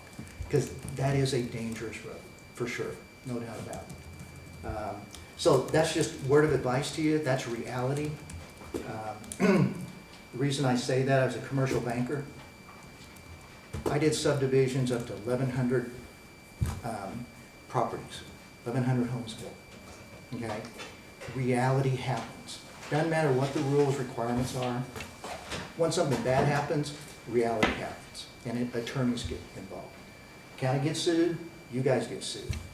And it becomes a class action suit, especially when you've got a lot of people in that neighborhood, a lot of people on that road. And that just bankrupts you, so you want to do it right. So that's just good information for you guys to know. That's the way to do it right. That protects you, protects the county, creates a safe subdivision. What happens if somebody gets killed on 43? Well, if you do it right, you've got the acceleration lanes and the acceleration lanes. That's doing it right. Has And the county line of been sight. sued And recently it's- on any of those What's roads? that? Has the county been sued on any of those roads? I don't know. I don't know, but I can guarantee you across America, that's happened. That's absolutely happened. That's And reality. I'm not trying to argue, don't take the wrong way, but are you gonna limit, if you turn down our subdivision, are you gonna limit the amount of houses that are built on that road from here moving forward? Yeah, Because I'm if we- not really, what I'm trying to give you is information. No, I understand, I'm just 'Cause I saying, think- if we build 40 houses now, or over the next 10 years, 30 or 40 houses are built out that way anyway, because Bittersweet's out there and they have open lots that are yet to be Mhm. built on. So are those houses gonna be allowed to be Well- built on that road? Open lots are different than subdivisions, right? Because subdivisions have to come to us for approval. The subdivision's already there. What's that? Bittersweet's already there. Bittersweet. correct? Oh, Bittersweet, Never had okay. any ordinances. But that's already historically grandfathered in, however it's in there. Right, This is the new one that's in front of us today, right? sure. So that's just some information. The acceleration lane, decelerations coming off the highway, you know, you really have to look into that. Did anybody ever talk to you about doing a feasibility plan? Do you know what a feasibility plan is? For homes? Yeah, for your project. Yeah, I mean, the county has done one. They said we're 1,500 homes short. They've done Yeah. 4 or 5 of them in the last So I'm really not 10 talking about years, so I've that. seen those. I'm really talking about for your project. So what a feasibility plan is, so basically you go to someone like this company, but it's probably not exactly this company, it's a different company. And the best way to describe it, it's like a big appraisal, okay, that looks at a lot of different stuff. And so what they're gonna do is, they're gonna do a financial analysis for you, based on how much you bought the land for, what you think it's gonna cost for you to develop it out, and then they're going to look at your development budget, how much, I'm sure you've got a budget, how much you think it's gonna cost to do phase 1 and then phase 2. And then they're gonna give you what's called a net present value calculation and a future present value calculation. So that you know, once you put your money into it, once you're done, here's your actual expected rate of return, okay, of what you're really going to get out of it at the end of it. Takes into consideration taxes and all that sort of stuff. The other thing it will tell you is of your absorption rate. Based on the properties being sold in Owen County, how many can you expect to sell at a given time point? And the most valuable piece of that information is based on interest rate. Because, right, people are going to build a lot more homes at 4% than they're going to build at 7%. So it will also give you an estimate of that. The other thing it will do, because I heard you say that you're going to look at doing it yourself, doing all the homes yourself. I'm sure you're not going to do the infrastructure yourself. They'll look at the project and say, do you have the technical expertise to do a project of this scope and scale? Because once you get into it, you might think that you do. And I'll tell you what, if you get into it and you realize you don't, it costs you way more than if you know up front and you contract out for that up front. So that'll save you a ton of money. We've done our estimations, we know our Okay. numbers. Okay. We have experience in building homes. Right. Jason's in the excavation business already, puts in roads for people, so Yeah, it's. and then you hit a sinkhole, and you got a sinkhole to contend with. So would the other construction Yeah. person. But you get what, So, yeah, you know, and we hired engineer firms Yeah. to look at the soil and the lay of the land. So we've spent a lot of money and done a lot of homework. We met with, the water is a big concern. We've met with BBP and Chris Wilson at Eastern Heights had a meeting, had one of the commissioners go to the meeting, and they're looking at a study of trying to connect the water lines Yeah. on 43. Which So would be Eastern awesome. ever has a shortfall than everybody that already is on there. Can I ask you about that, because that was one of the other things. When you say we allowed 1 acre lots, we did in places that had water and sewer. Yeah. So if you could get the water in there, and I know. Well, we wish we could in a perfect Well, I world, mean, but we've so- tried and tried and yeah, tried. so where are you at on it? Did they just tell you flat out no? They're gonna do some studies. Sam Hobbs was at a meeting Okay. that we met down at the Eastern Water Heights, Yeah. and they've let people hook on to the water thing, but then when you talk to them about any kind of size number, then they back off.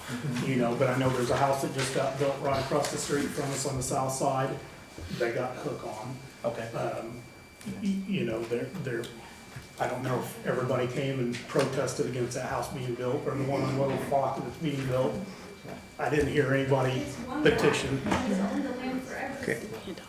So anyhow, so real quickly, let me finish up here real quickly. So feasibility is a big thing. It also looks at all the local, state requirements. And that's why we're doing such 14 houses. Yeah. We're not biting off So- 40 houses. We're trying to So budget, let's- make sure that we So let's talk have our about checklist. that piece on water consumption. And not so much water consumption, but putting 14 wells, 12. 12 wells on 12 parcels. So obviously, everyone understands we're in a karst environment. So what in the heck does that mean? So that means there's big caverns underground where all this water is at. And anything you do disrupts that, right? And it could be positive, it could be negative, could have no impact, it could have a big impact. Here's the concern, the reason why everybody talks about 4 acres, 5 acres, that sort of land. Okay, you've got a big cave, and all of a sudden I start punching holes in a really close proximity. What happens is what's called fractures. Okay, so you start drilling a bunch of those in a given location instead of spread out over a larger location. You've got fragments that are hanging like this. And so it hits those. Maybe one won't do anything. Maybe two won't do anything. But as soon as you start compacting those in, you're going to start breaking big chunks of that rock off. It falls down in that pool. That's when it creates a lot of different issues. So that's one of the concerns why that density that you've got of 1 acre versus 4 or 5 acres, that's a big deal. It's not so, in my opinion, it's not so much about the water that's down there. The water is probably down there. It's when you've got that density and then you start disrupting it, you could cut off channels. You could just make it really silty. You can do a lot of different things to it. And I bring that up because I just experienced that on a piece of property that I've got. Okay, where we did our thing and the first well went in, it was fine for a few days. The well driller hit a fracture, he knew it, and it lasted for about 45 days. And then you had to put another well in. Okay, then the next property next door that I'm doing, same thing happened. Okay, and so this is a 5 acre lot and this is a 6.5 acre lot. So that's the concern, is that many wells and that tight a density, that's a real concern. So I heard someone mention a geographical survey to see what the structure is down there. Because I think they can do those with sonars and different things like that. That's a really big deal. I'm bringing all these up because you've invested a lot of time, you've invested a lot of money. You know, you're already got 1 foot out there and you probably want to make it successful. So these are the type of things that if you want the community to feel comfortable with it and you want this body to feel comfortable with it, those things have to be addressed, because those are real deals. Those are real things that happen. So, let's see if I got anything else. And there are factual, when a well's drilled, it shows the water flow they get, the depth they got it at. Sure. And that was studied by us and, Yeah. and the well driller Yeah. to see what was in that area of Sure. the county. Sure. So we have done. Who's the well driller that you're using? It was Terry Fender. Terry Fender? Okay. But yeah. He may not be as, No, he Terry's may a be good guy. the stupid one somebody No, referred to. I don't Terry's a good know. guy. But How deep are the wells in that area? there's a variation. I think Jason's is what, 125? What was your well? Yeah, mine's like 175 feet. 175. There Yeah, was just, a wide variation of well sizes so out there. just in closing, But we talked to him before we started anything, once we And it's found the out most the city delicious water water, wasn't just so you gonna know. let us hook on. Say that again. Said it's the most delicious water ever. Yeah. I mean, everybody else is talking about their water's contaminated because they don't want us there, but I live right next door and my water's delicious. yeah, mine is too. So, just in closing, there's a gentleman who made an offer that there's a way to get this done. There probably is a way to get it done. It's like, there's a ways to go before you get there, I think. But I'd take him up on his offer, because he sounded very knowledgeable, he sounded very open to giving you his insights, and Yeah, but he was referring to people as stupid, so I don't know if that's Well, something I really want to take advice from, yeah, because it's well- not very. well, then you can go out and hire a consultant that can help you with it. Right. 'Cause And there's- we have Yeah. done, To done respond, this he stuff. called most of us less than. We can't do that. Yeah. We cannot have this back and forth. But, you know, without name calling, that's not somebody I want to take advice Yeah. from. But, But we have spent money talking to professionals on this, so, We'll take some notes, because I brought up some legitimate items yes. that, because I can tell you, I'm not gonna put the county at risk. And so I'm gonna and I'm not gonna put the community at risk either. So if it's gonna be a project, that's gonna be done, does need to be a lot more work. That's fact. Okay? Is there gonna be a vote to deny or? We're still discussing, there'll be some So you action, think I'm there's a sure. viable option if there's an accident for somebody to sue the county? What's that? You think that there's an accident that somebody will actually sue the county because they live in that subdivision? I think if it I've is a never heard that poorly before. That's designed, if it's a crazy. poorly, well, first off, anybody can sue anybody for anything for no Right. reason, right? If there's a valid reason, which is there is a very poor design on the roadway system of getting in and out. You're talking about inside? No, not inside, not inside. Connection Uh, to the county. Getting from the public road into the You're subdivision, not talking about on the roadway, you're talking about at the entrance? at the entrance. Okay. Yeah, I see. at the entrance. I see. Yeah, once you get, you've got plenty of land to work with. I'm assuming you're doing pavement, Chip and seal. chip and seal, okay. So, and a nice wide road, Yeah. and inside the subdivision, you're not going very fast.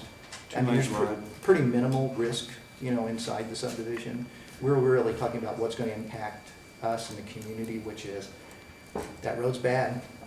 I mean, there's no doubt that road's It's bad. really no different than any other county road. I mean, that would be the county's fault if the roads are bad. Yeah, it's, a lot of county roads are bad, I will agree with that.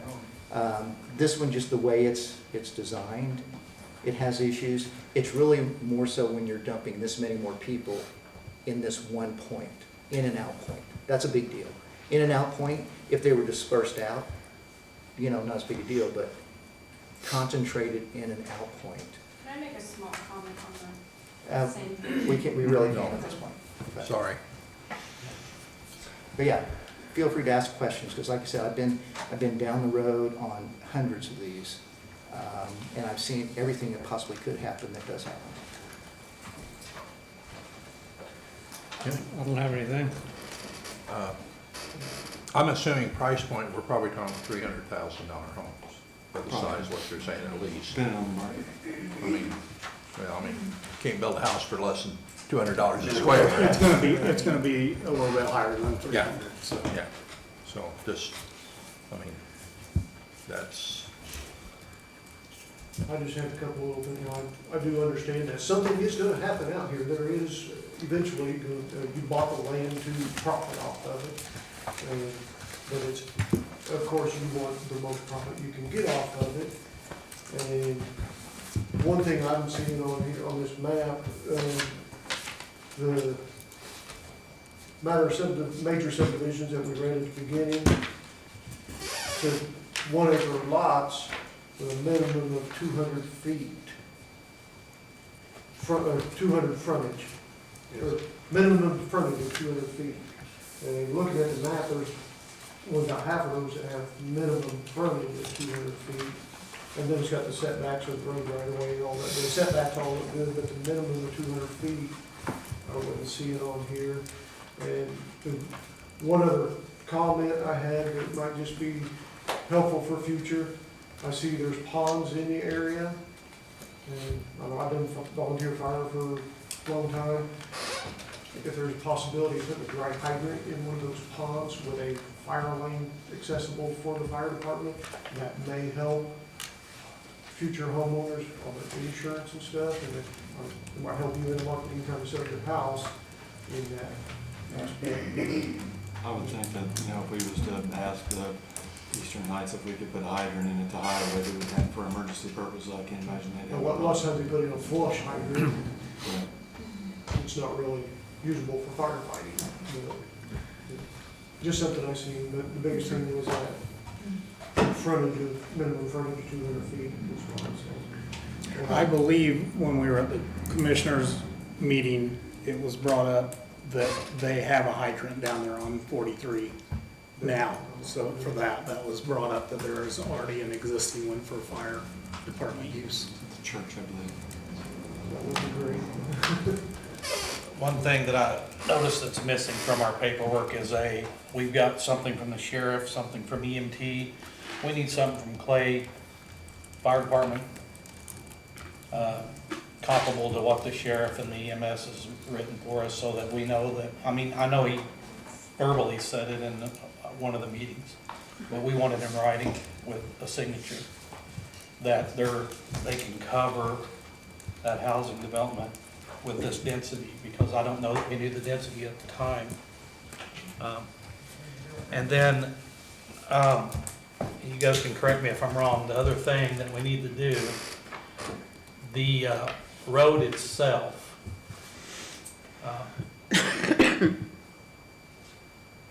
well, it's not it's a private road. Private road. Okay.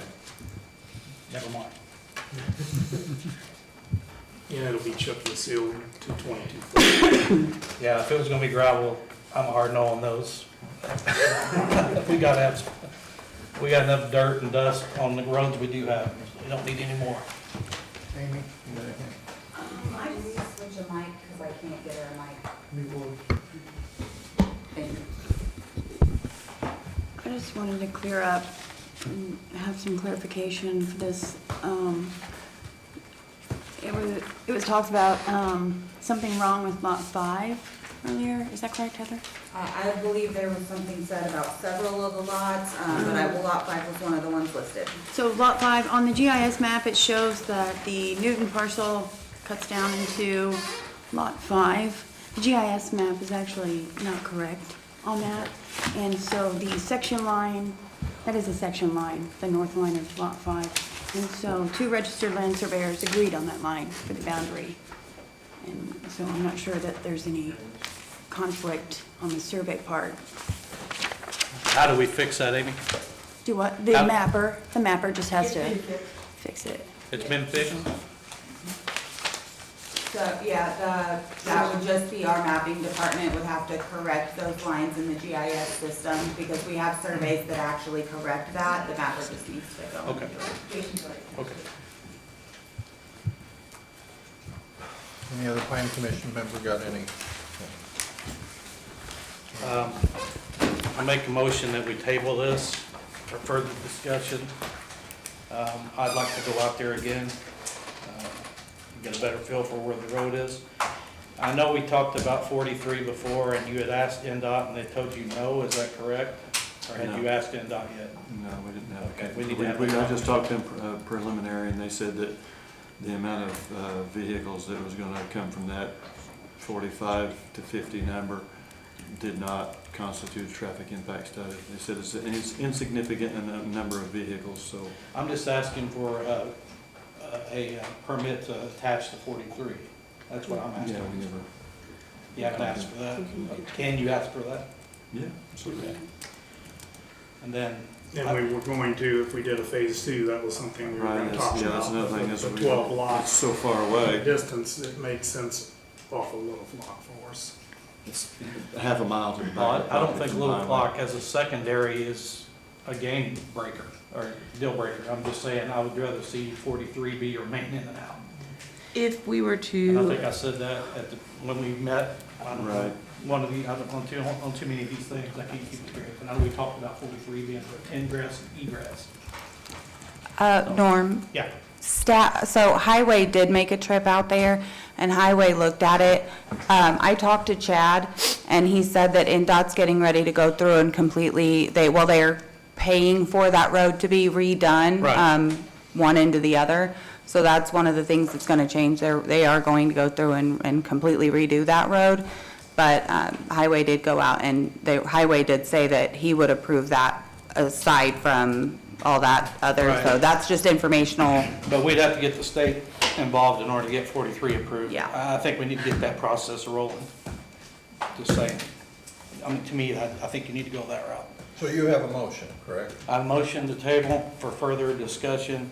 I'll second that. Okay, it's been moved and seconded, we table that? Or is there any discussion? Seeing none, we'll vote on the main motion to table this. All those in favor, please raise your right hand. I'm going to recuse from voting since I work for the surveying firm. Okay. So six in favor, so we are tabled. I will tell you that my thing of why I voted against it before, I wanted to call off 43. I mean, I think that was my big issue. And this board, voted it down, and the commissioners overruled us. I mean, so don't throw darts at us. Okay. We have public comment at the end. 'Cause we're- I just have a question. Okay. Will there be like another public meeting and that will be put on the? Yeah, we'll have to do this all again. We have to go through this again. Okay, that was my question, thank you. So when does it get tabled to? So when do we find out? Do we have to apply to be in another meeting, or do you Do guys? that, the things that we've asked, get put together. You'll just deal with her. The timetable's in your hands right now. Yeah. Okay? All right. We got water protection discussion. That was Alfio. Alfio. So, we can do that. I don't want to jump over the other thing that we had pending from last time, which was finishing the review of the subdivision changes. I just think at the late hour, we could, Did everybody get a copy of that water thing that I've given you a couple of times? Yes. Okay. That's gonna be real Some of pertinent. that, we want to, Okay. it's up to you guys what you want to do. In those emails I sent, I spoke, and I have quotes in here from Indiana Geological Survey. Yeah. So if you read through those emails I sent, I have it. Okay. Yep. Thank you. Mm-hmm. all right. We can either continue on, or I'll entertain a motion to adjourn. Whatever your pleasure. So, let me say something and then we can adjourn, it's fine with me. Okay. Couple of things.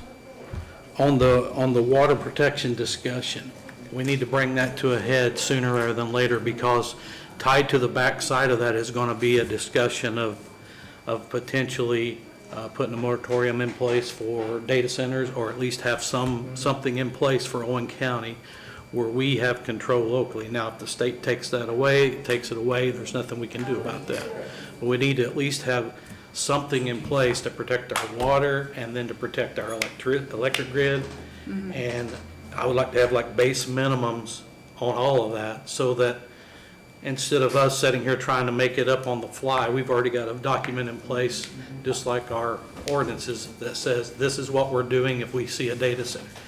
The first step of that was the water thing, which you actually stole from Putnam County, I think. Yeah. If we could, you know, and I don't know how long it would take to go through it, it's rather lengthy, and it's not. it's Let me extremely important, Let me so. respond Yeah, go ahead. essentially, if you don't mind. Last time we met, you weren't here. Right. We discussed your document very quickly, and I proposed the idea of reviewing what's in the draft of the UDO, so that we can use that as a Don't vehicle. use that word. Please do not. We do not have a UDO. UDO was bid, You know what I'm talking about. was Okay. killed a year ago. Fine. The draft of that paperwork that we have Yes. as a template, and to use that as a vehicle to align all these things, rather than introducing a whole other document that doesn't fit within. Right, yeah, I think So, it needs to be incorporated. If we have. Because there's already a template. If we have Kind of in mind. 10 to 15-ish minutes, I'll give you the summary of what I did. Can we take a Yes. 5-minute Take a break? 5-minute break. 5 minutes. This There's is some Now we have to 50-year-old hook up the plus computer. bladders. Yes, everybody, turn your mics off for 5 minutes. They used to be, I tell you what, that's water filled.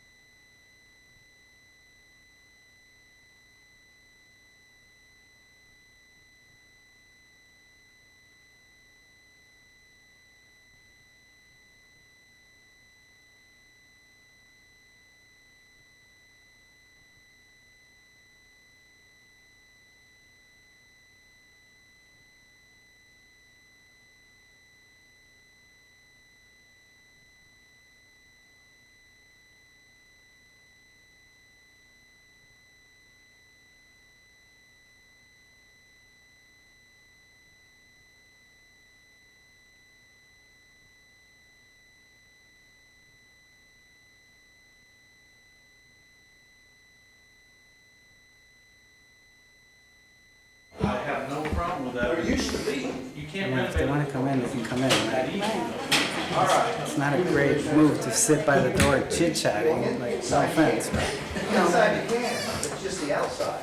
All right. Thank you. Reconvene this meeting. We'll reconvene this meeting, so. Okay. Oh, you're over there. Yes, sir. I had to change He's putting it on the screen in front of him. This is where the computer hookup is. For the record, we did try to move it here, but we do not have the ability to make them speak to each other. I can't get it to project. That thing won't take us cast, we can't cast to it, I- or screen share? We couldn't, Okay. It's couldn't probably, even talk. well, we're putting TVs in, we'll be able to do that Yes, soon. yeah, but we're just not middle today. of that process, so we're not there yet. Okay. Screen's okay. I guess I'm gonna try to synthesize so we don't spend too much time on this, and you can go home after this with the material that allows you to review everything that I'm proposing. So basically, as I said earlier, I went through the documents that we have in play now to try to figure out where and how we can create an intervention similar to the one that Mr. Warner suggested regarding these entities that utilize huge volumes of water, okay? So basically, looking at the way the law is in Indiana and riparian rights are set up in the state, we have there's two sets of regulations that regulate, for lack of a better word, how water is used and how we can draw from the water. And there's a public water system that we can connect to and utilize water as a resource, and there's the ground or surface water that we can utilize as a resource. Those are the two main vehicles, right? A public water system is defined as what you see here. We're all familiar with that, with those entities. And then obviously groundwater, we're familiar with personal, private wells, etc. At the point at which this groundwater question becomes relevant to us is once you start drawing over 100,000 gallons per day, which is the point at which the state via the DNR regulates that water extraction, right? And there's a whole bunch of processes attached to that which are outside of the purview of this committee, obviously, because those are at the state level. So I then, in looking at access to public water systems, it's my understanding that as per the infrastructure that's in place today in our county, there is no way for an entity like a data center to connect to that infrastructure and draw down the amount of water that they would need to draw down. Just for a point of reference, the small data centers are on the order of 1 million gallons a day. The bigger ones start creeping up really fast towards the 10 million gallon, averaging just over 5. So these are very significant numbers, right? There's no prohibition that I'm aware of in place to explicitly ban the drawing of that amount of water from a public water system. The Public Water System Board would have to institute regulations and guidelines, and it's my understanding that the BBP is actually doing that in our county right now. They're having that conversation. I'm not privy to it, but I've heard people are talking, as they say, right? The checks that we have in place regarding our public water system would be, one, the cost of drawing that water from a public utility where the data center would have to pay for that water. Two, as I said just now, the availability of the existing infrastructure. If not, they would have to upgrade, increase, et cetera. So there's a cost. We can't control any of this. And then the third thing that we could potentially think about as a tool for mitigating that kind of action would be a functioning drainage board, which, as we discussed earlier, unfortunately we don't have. So it'd be great if we could get some action on that front. Screen disappeared.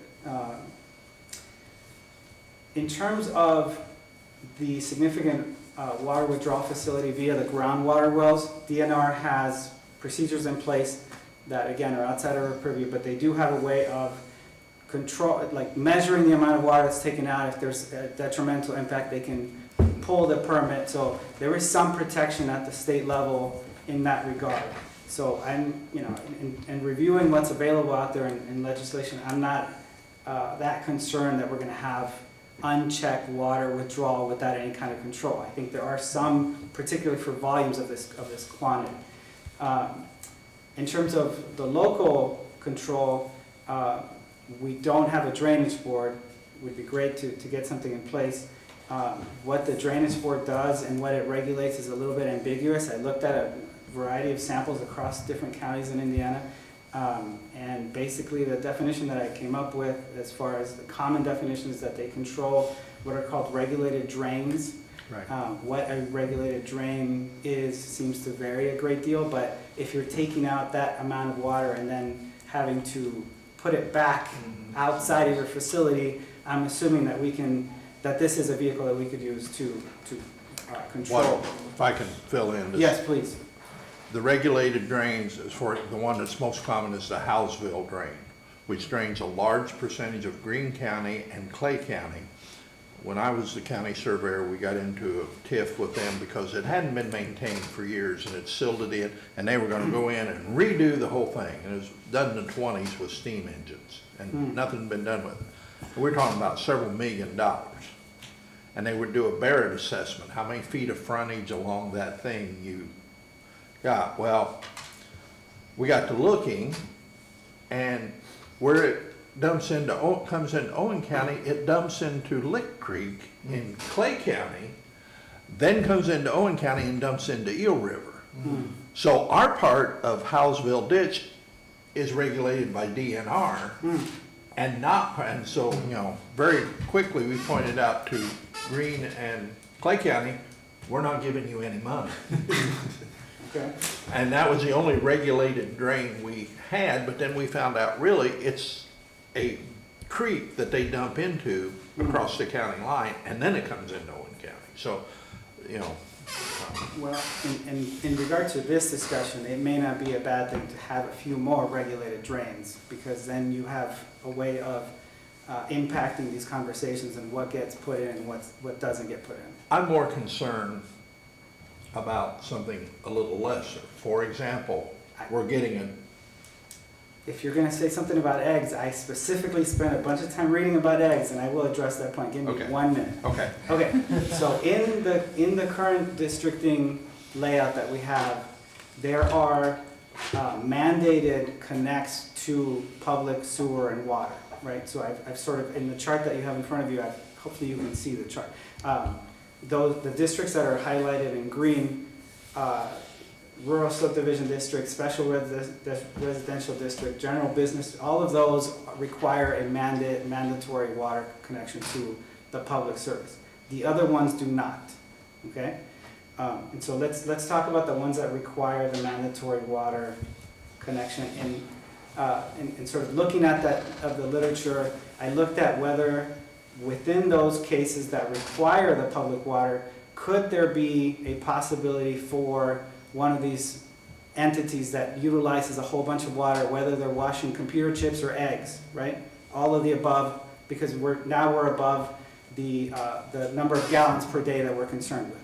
And so in front of you, you have highlighted in yellow the ones that do not seem to create, at least I couldn't come up with any relevant examples in the literature, but there are a couple that have, the heavy business district in particular and the heavy industrial district do permit potential uses along these lines. And so I'm going to flash to a different document which will specifically address the recommendation. So in terms of the heavy business district, the potential conflict point is it creates in the discussion of the text, there's a possibility for light manufacturing, which would seem to open the door to some of these other uses that we don't want in terms of this high volume water. And so my recommendation there would be that we remove that exceptional use from the literature. It's a 2 words that need to be taken out. It's redundant essentially because we already have a light industrial zoning, so we don't need that in here. I read through the entire thing. There's no good reason why that's there. I think it's just one of those boilerplate things I came across. And then in terms of the heavy industrial district, there is a potential conflict with large volume of water usage that invokes the possibility of mineral extraction, and I'm not trying to go into anybody's pocket and prevent minerals from being extracted, but simply to say that that's another potential use which could draw on a significant amount of water that's just below the threshold at which DNR would create a significant water withdrawal. And so if we want to make sure that that doesn't create a problem for us, that we should then put in the requirement that that type of application go before the drainage board and explain what they're doing with the water so that we don't create. So would that be like fracking? Would be an example of that? Yeah, potentially. Okay. Potentially, but even if you think about it more, more simply, just simple gold panning, right? I mean, I know we don't do that around here, but. Well, and mineral extraction is kind of a sore point, because we tried to stop it before, and all we did was spend And you can't. $200,000 to do nothing. You cannot. So, Well, I like the idea of having a mandatory drainage board approval, just so that we know and it's documented. Yeah. But It's mineral extraction in Indiana is a slippery slope. It can be, but the water is not, right? And so that's what I'm saying. If it's from zero, the problem in terms of protection of water usage exists from 1 gallon to 99,999 gallons. That's where the gap is. The stuff over 100,000 gallons per day is DNR's got it. It's covered, right? So that's what we need to concentrate on in terms of what we're interested in. Okay, let's go back to this for a second. If we go to the scenarios where the connecting to the public water is not required, there are a number of potential cases that create exceptional uses that could be potentially problematic in terms of thinking about this gap in the water usage framework. And this, just a side note, it's really amazing when you read some of the earlier cases and the way that this legislation is written. So much of this stuff is written from the perspective that water is eternal, never-ending. There'll never be a drought. I mean, it's just this, and that's why they're so concerned with controlling the runoff, but there's no control of the actual withdrawal of the water and what the problems that can come from. I mean, nothing. So this is all fairly recent stuff. Okay, if we look at these recommendations and what I'm suggesting here, where connection to the public water is not required, this is where the eggs come in, Bill. Okay. So in terms of a general agricultural district, there is a permitted exemption for an animal feeding operation. I've read a whole bunch about AFO, CAFO, all kinds of stuff that made not a lot of sense to my urbanized brain, but still gave it a go. In that particular case, there is mandatory groundwater monitoring that is connected to those types of operations. Nonetheless, I would recommend that we still add drainage board oversight, just to make sure that we're not creating that gap in terms of the 1 to 99,000 gallon framework, because you can easily have, I was thinking about you, Bill, you can easily have a facility that uses that relatively small, even though 90,000 gallons of water a day is not small, amount of water and be outside of the purview of the DNR guidelines. So I think if we sort of keep that in mind for the rest of these examples, the drainage board is a tool that works for creating some local oversight and at least information on what's being put back into the environment. The rural estate district creates a potential exception, but because the primary use is residential, they're not going to be washing millions of eggs in a rural estate district, so that's not a concern.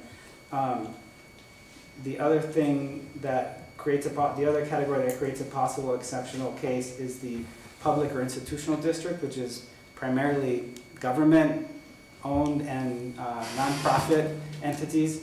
But I would nonetheless include the same, it's good for the goose, it's good for the gander. We don't want to impose restrictions on other people and then have the government do whatever it wants, right? So I think it makes sense to be consistent there. So that's in a nutshell, and I'm happy to share this with you guys, that's basically what's in place right now in the literature that I reviewed. The issue is, as I said, it's in that gap between 1 and 99,000 plus gallons that doesn't quite reach that DNR threshold. The math that they used to come up with this was that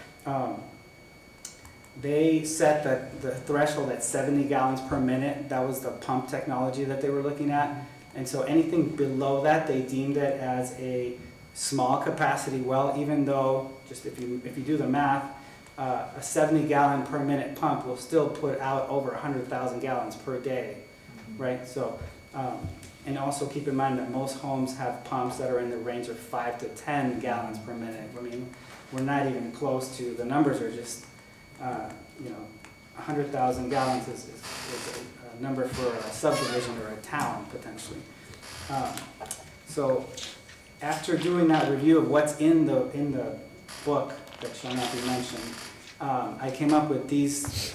You got to get that UDO stuff out of there. Okay, it's a working draft. I'm literally copying and pasting from stuff that's there. Forget the language. It's the intention is what matters. It can be cleaned up and perfected here. Okay, what's in that book now has standards for such things as trash cans, lighting, regulation of parking lots, regulation of anything you could possibly imagine is regulated. What's not in there is water. And so what I'm suggesting is that we add a simple little paragraph, which I have in front of you here, and I'm happy to send you for a review, which introduces the possibility of regulating that scenario from 1 gallon up to 100,000 gallons per day. Okay?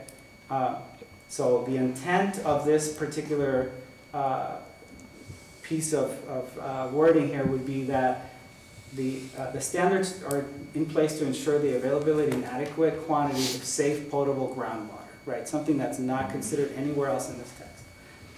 The applicability would be, unless it's otherwise noted, meaning all the uses that are already provided for in the text are not questioned here. The standards apply to all the zones and districts within the jurisdiction and are inclusive of special exceptions and variances provided by the BZA. So if somebody comes before the BZA and asks to be exempted out of their district and to be allowed to do a special use, this would still apply to that, if that makes sense, right? So it's not an end around to go through the BZA, okay? The following are exempt from the requirements. As I said, the stuff that's already permitted in this text, we're not changing that. We're not taking anybody's rights away. We're not doing anything of that. And then also excluded from this particular guideline are entities that are regulated as significant water facilities, because the regulation for those is elsewhere. So what I'm proposing that we do is that we look at agricultural, commercial, and industrial users who are in one of these two categories, right? So category 1 is anybody who's using more than 10,000 gallons per day has to have a discussion with the drainage board. What are you doing with the water? Where is it going? Because obviously we don't want a whole bunch of water, whether it's from a data center or an egg washing plant or whatever, going back into the sewer system, for example, right? So we don't want that going back into a creek untreated. We want to have some information about what's happening with the water at that facility. If the water is sourced via a private water supply well, if it's an impact study, they would have to submit an impact study properly conducted by a properly accredited third-party assessor that will ensure no long-term sustainable withdrawal rates and to demonstrate a lack of detrimental impact to nearby wells. In other words, the conversation that unfortunately we were having today, if this is, let's say that community was to set up a giant well that they're going to take all their water from, we want to make sure that they have a way of showing that they are not going to detrimentally impact their neighbors, right? So that would likely be over 10,000 gallons per day, so they would fall under that purview. And then in terms of Norm, the document that you provided for us to look at, this last point, point 3, addresses that. This is literally language that came out of that text. Connections to public sewer and water that exceed 100,000 gallons per day In other words, tapping into the public water service at over 100,000 gallons per day, which I checked with them, and they don't have anybody that comes close to this right now. Those would be prohibited, which will hopefully match what they're doing on their end, because they simply can't handle this level of volume. So what happens, let's say, I'll play devil's advocate here, let's say BPP says, okay, it's 120,000 for us. So do we then adjust this number to match them, or do we just stay at 100? Because then we would be more restrictive than they're being with their product. I think it makes sense to have a conversation with them. Right, I think, that's what I'm saying, I think Yeah. we need both be on the same page. Yes, I think and I spoke today with a gentleman, I'm gonna butcher his name, so I wanna make sure I quote it correctly. Anyway, he's the CEO of the BBP, and we had this conversation. He mentioned that they were in talks about this very thing. If it was 120,000, it changes nothing. That's a great number.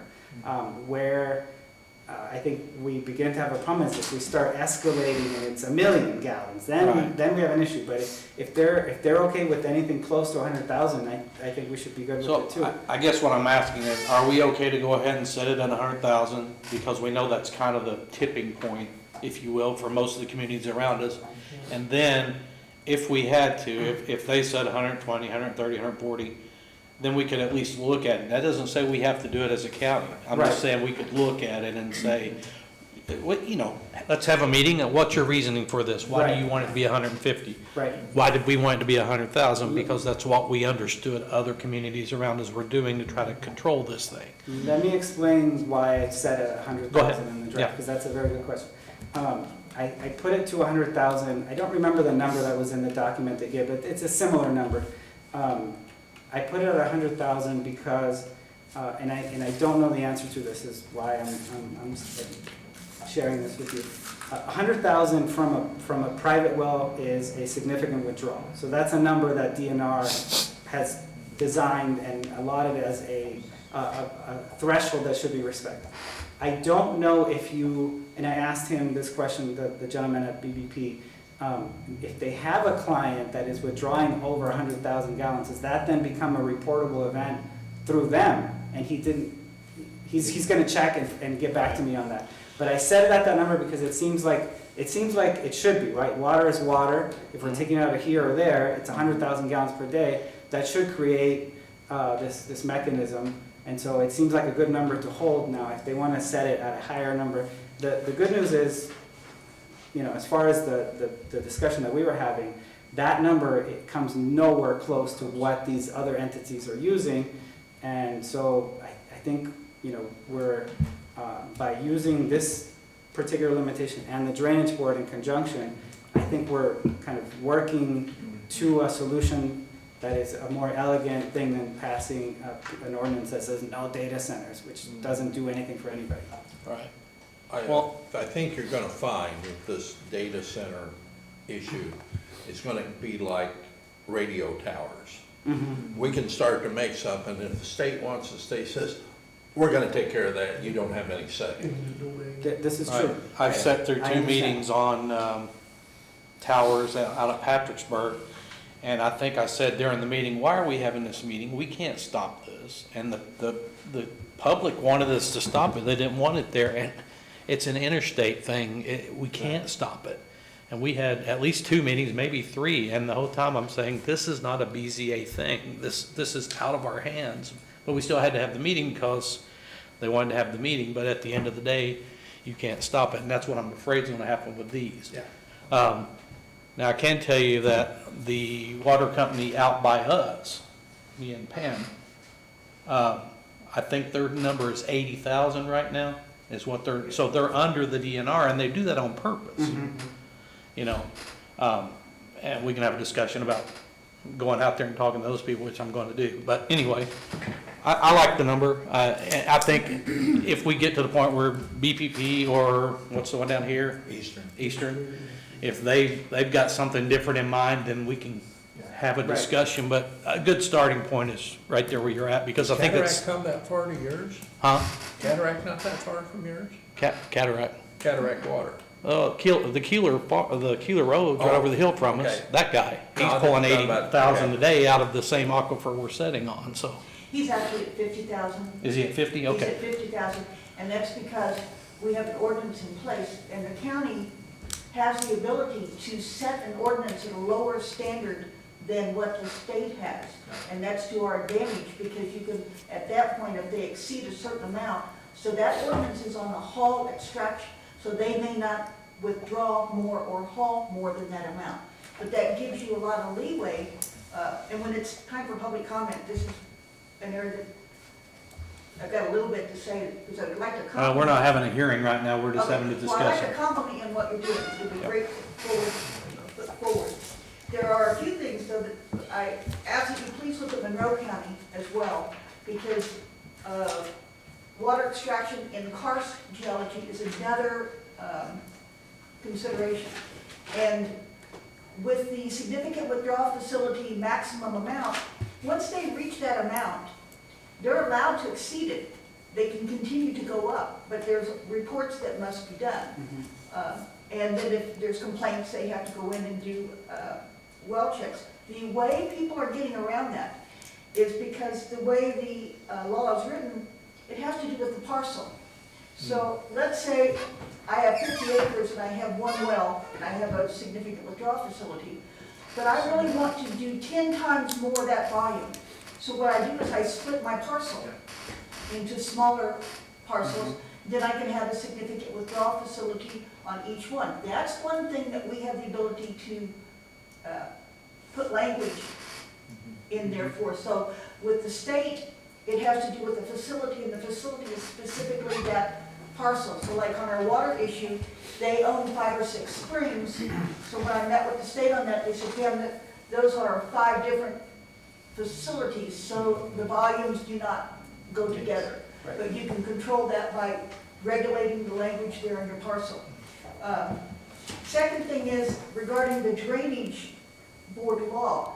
So the state has drainage board law that's the law, this is what falls under that. Now you make some excellent suggestions as a way to possibly harness that board for a portion of this, but a facility, if they dump water onto their own land and they're not using a drain that either is required abutting property or that goes into a regulated drain, which would have to be approved, they can just re-dump that back on their property, and the drainage board has no say-so over that. So a few of the things that you said, hey, the drainage board could pick up, we don't have the ability to expand the scope of drainage board law beyond what the state allows for the definition of that. We do have, though, this plan commission has the ability to set those parameters under their oversight, not the BZA, but that's a good start. I would ask, please, if these can please get what you're doing, if they can be made public or be shared. That's why I said we need to have a public hearing. Well, I don't mean in a public hearing, but I mean putting them on your website or being able to release them like I do a public records. We're not done with them yet. That's what he's saying. He's not, it's Well, work you in don't wanna progress. hear- You don't want to hear it, you might, I'm not trying to tell you what to do, but like a public meeting for a discussion, not as a hearing, but to be able to get these out so people can have input on them instead of hitting you all at one time would be very, very helpful. The other thing, on the other controls that you have, which are sometimes much more powerful, are to set fees, bonds, and infrastructure costs. So a company wants to come in and, let's say, do a major extraction, then you capitalize on that and you put such a high infrastructure development fee on that distracts some of them from that. What wasn't caught is we actually, by our ordinance, we are not allowed to regulate agricultural water consumption in Owen County. When they established the Plan Commission, in that original ordinance, it states that our Plan Commission has no authority to regulate agricultural ordinances beyond the scope of what is provided for in state statute. So if state statute doesn't give the ability to regulate that consumption, this board can. And in some of the other counties, not just in Indiana, but throughout the US, the way they're getting around that is White River. So you have a difference between groundwater extraction and like White River. So that is something that I haven't heard you write into, which is surface water extraction, but it needs to. I did somewhere in here, it says, it makes a distinction between groundwater extraction and intake, which is what you're talking about. Correct, and so we have our golf course out on the west side of Kim. They actually have a heavy use permit for extraction for use at the golf course. But we don't want to regulate our farmers and the drainage on that. So great first steps on that, still need a lot of work. And you have a lot of community members who are interested in actually helping give input in that. If this board can please put that out to where the community can engage that. So I would like to say that I think it's really important that the public be able to hear what we're talking about. So I think that's why it's important for us to keep these meetings public. And I know we can't always have everything out there all the time. I think these conversations being public are very important. So I would hate the suggestion that we keep this somehow like closed door. No one said, well, I didn't say anything about closed door. I'm a little concerned, though, something you did say about we cannot regulate agriculture, because again, we think about the farming that we're used to doing, but again, we're getting this big layer operation. Now, they're gonna take eggs to Seymour and wash them, but if they decide, because they're talking about building another facility in this county, and they decide to put an egg washing plant here, that's a huge amount of water. And that's a commercial agriculture, and Right, so there's a little different twist on that. So if it's a commercial agriculture versus an agriculture, but our ordinance, when they established the plan commission, they put that funky language in there that said, hey, you could do zoning and subdivision, but this commission cannot oversee ag unless it falls under zoning. So that's just something you need to pay attention to, and I agree absolutely that those are considerations that we have to watch. And I think that's why we're kind of trying to, as a group, I think you all are trying to take your time to look through all the ordinances and make some updates now Yeah, too. there's no need in getting in a hurry now. We don't want to hurry it along and miss something obvious or miss something that's going to bite us somewhere down the road. There's no timetable on this.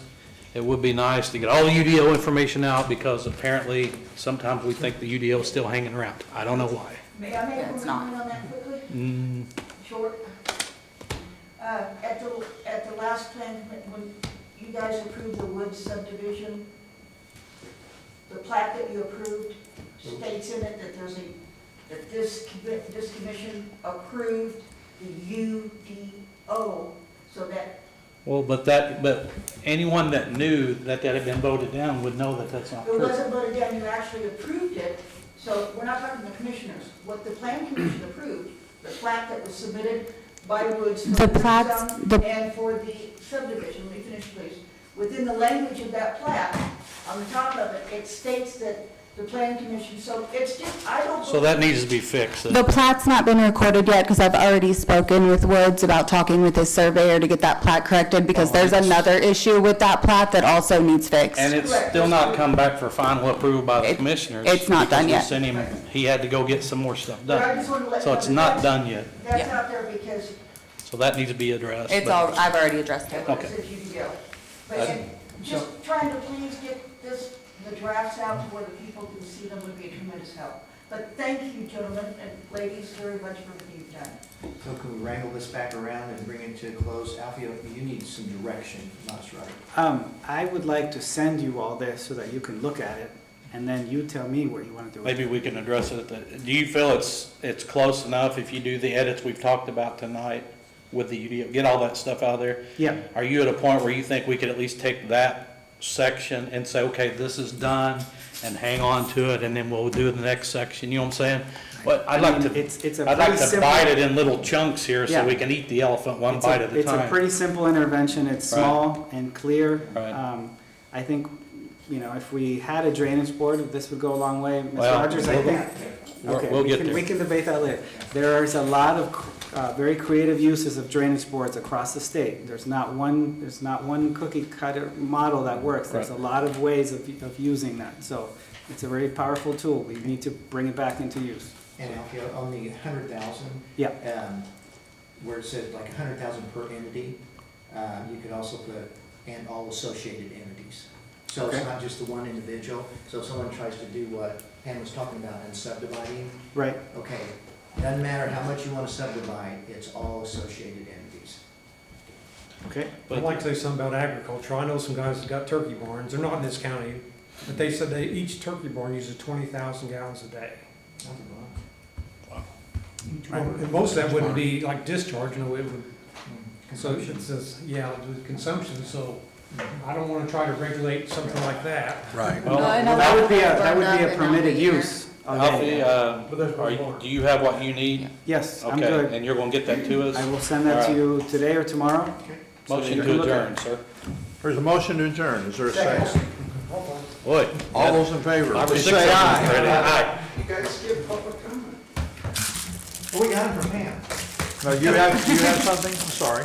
Yeah, I got rejected by the gentleman because I used the word stupid. The two things that can fix that subdivision, and this is something, do I need to get a first take to hear it? 'Cause I think we can hear. Is it still active?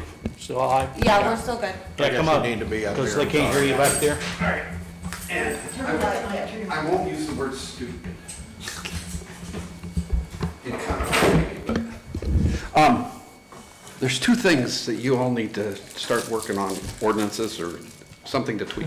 One is for higher density subdivisions, a forced main system with a packaged sewer on a large parcel, so we don't have to worry about septic systems on small lots. Are you guys familiar with those? No, explain that. It's basically a whole wastewater treatment plant that shows up on a truck. They set it at the lowest part on the parcel, and all the waste comes down to it. What's it called again? It's just a packaged sewer plant. Package sewer plant. They're 300 grand and up or more. Okay. And sometimes there's one unit, sometimes there's three, depends on the density. But all those homes, if they had emaciators on their homes with a forced main pumping the poop Yep. down to the plant, we would not have people worrying about ground contamination. Granted, there's money involved. It's more expensive because there's a 2 or 3 inch line that goes out of each house. It works its way down to the pump.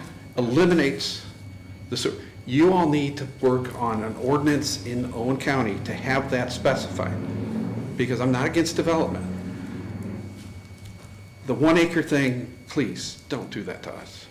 Okay, now you're talking about No, what we'd already no, I know, covered. I know. Just comments. The other comment is on water.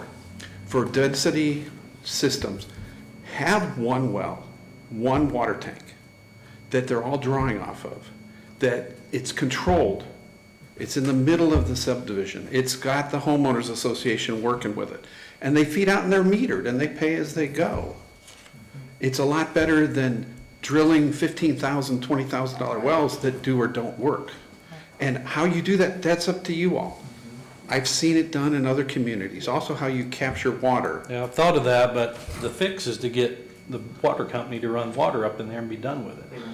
I know. That's a I don't big- understand it. Why? That they needs a don't. water tower and whole do. Right. I mean, that's the other option we have.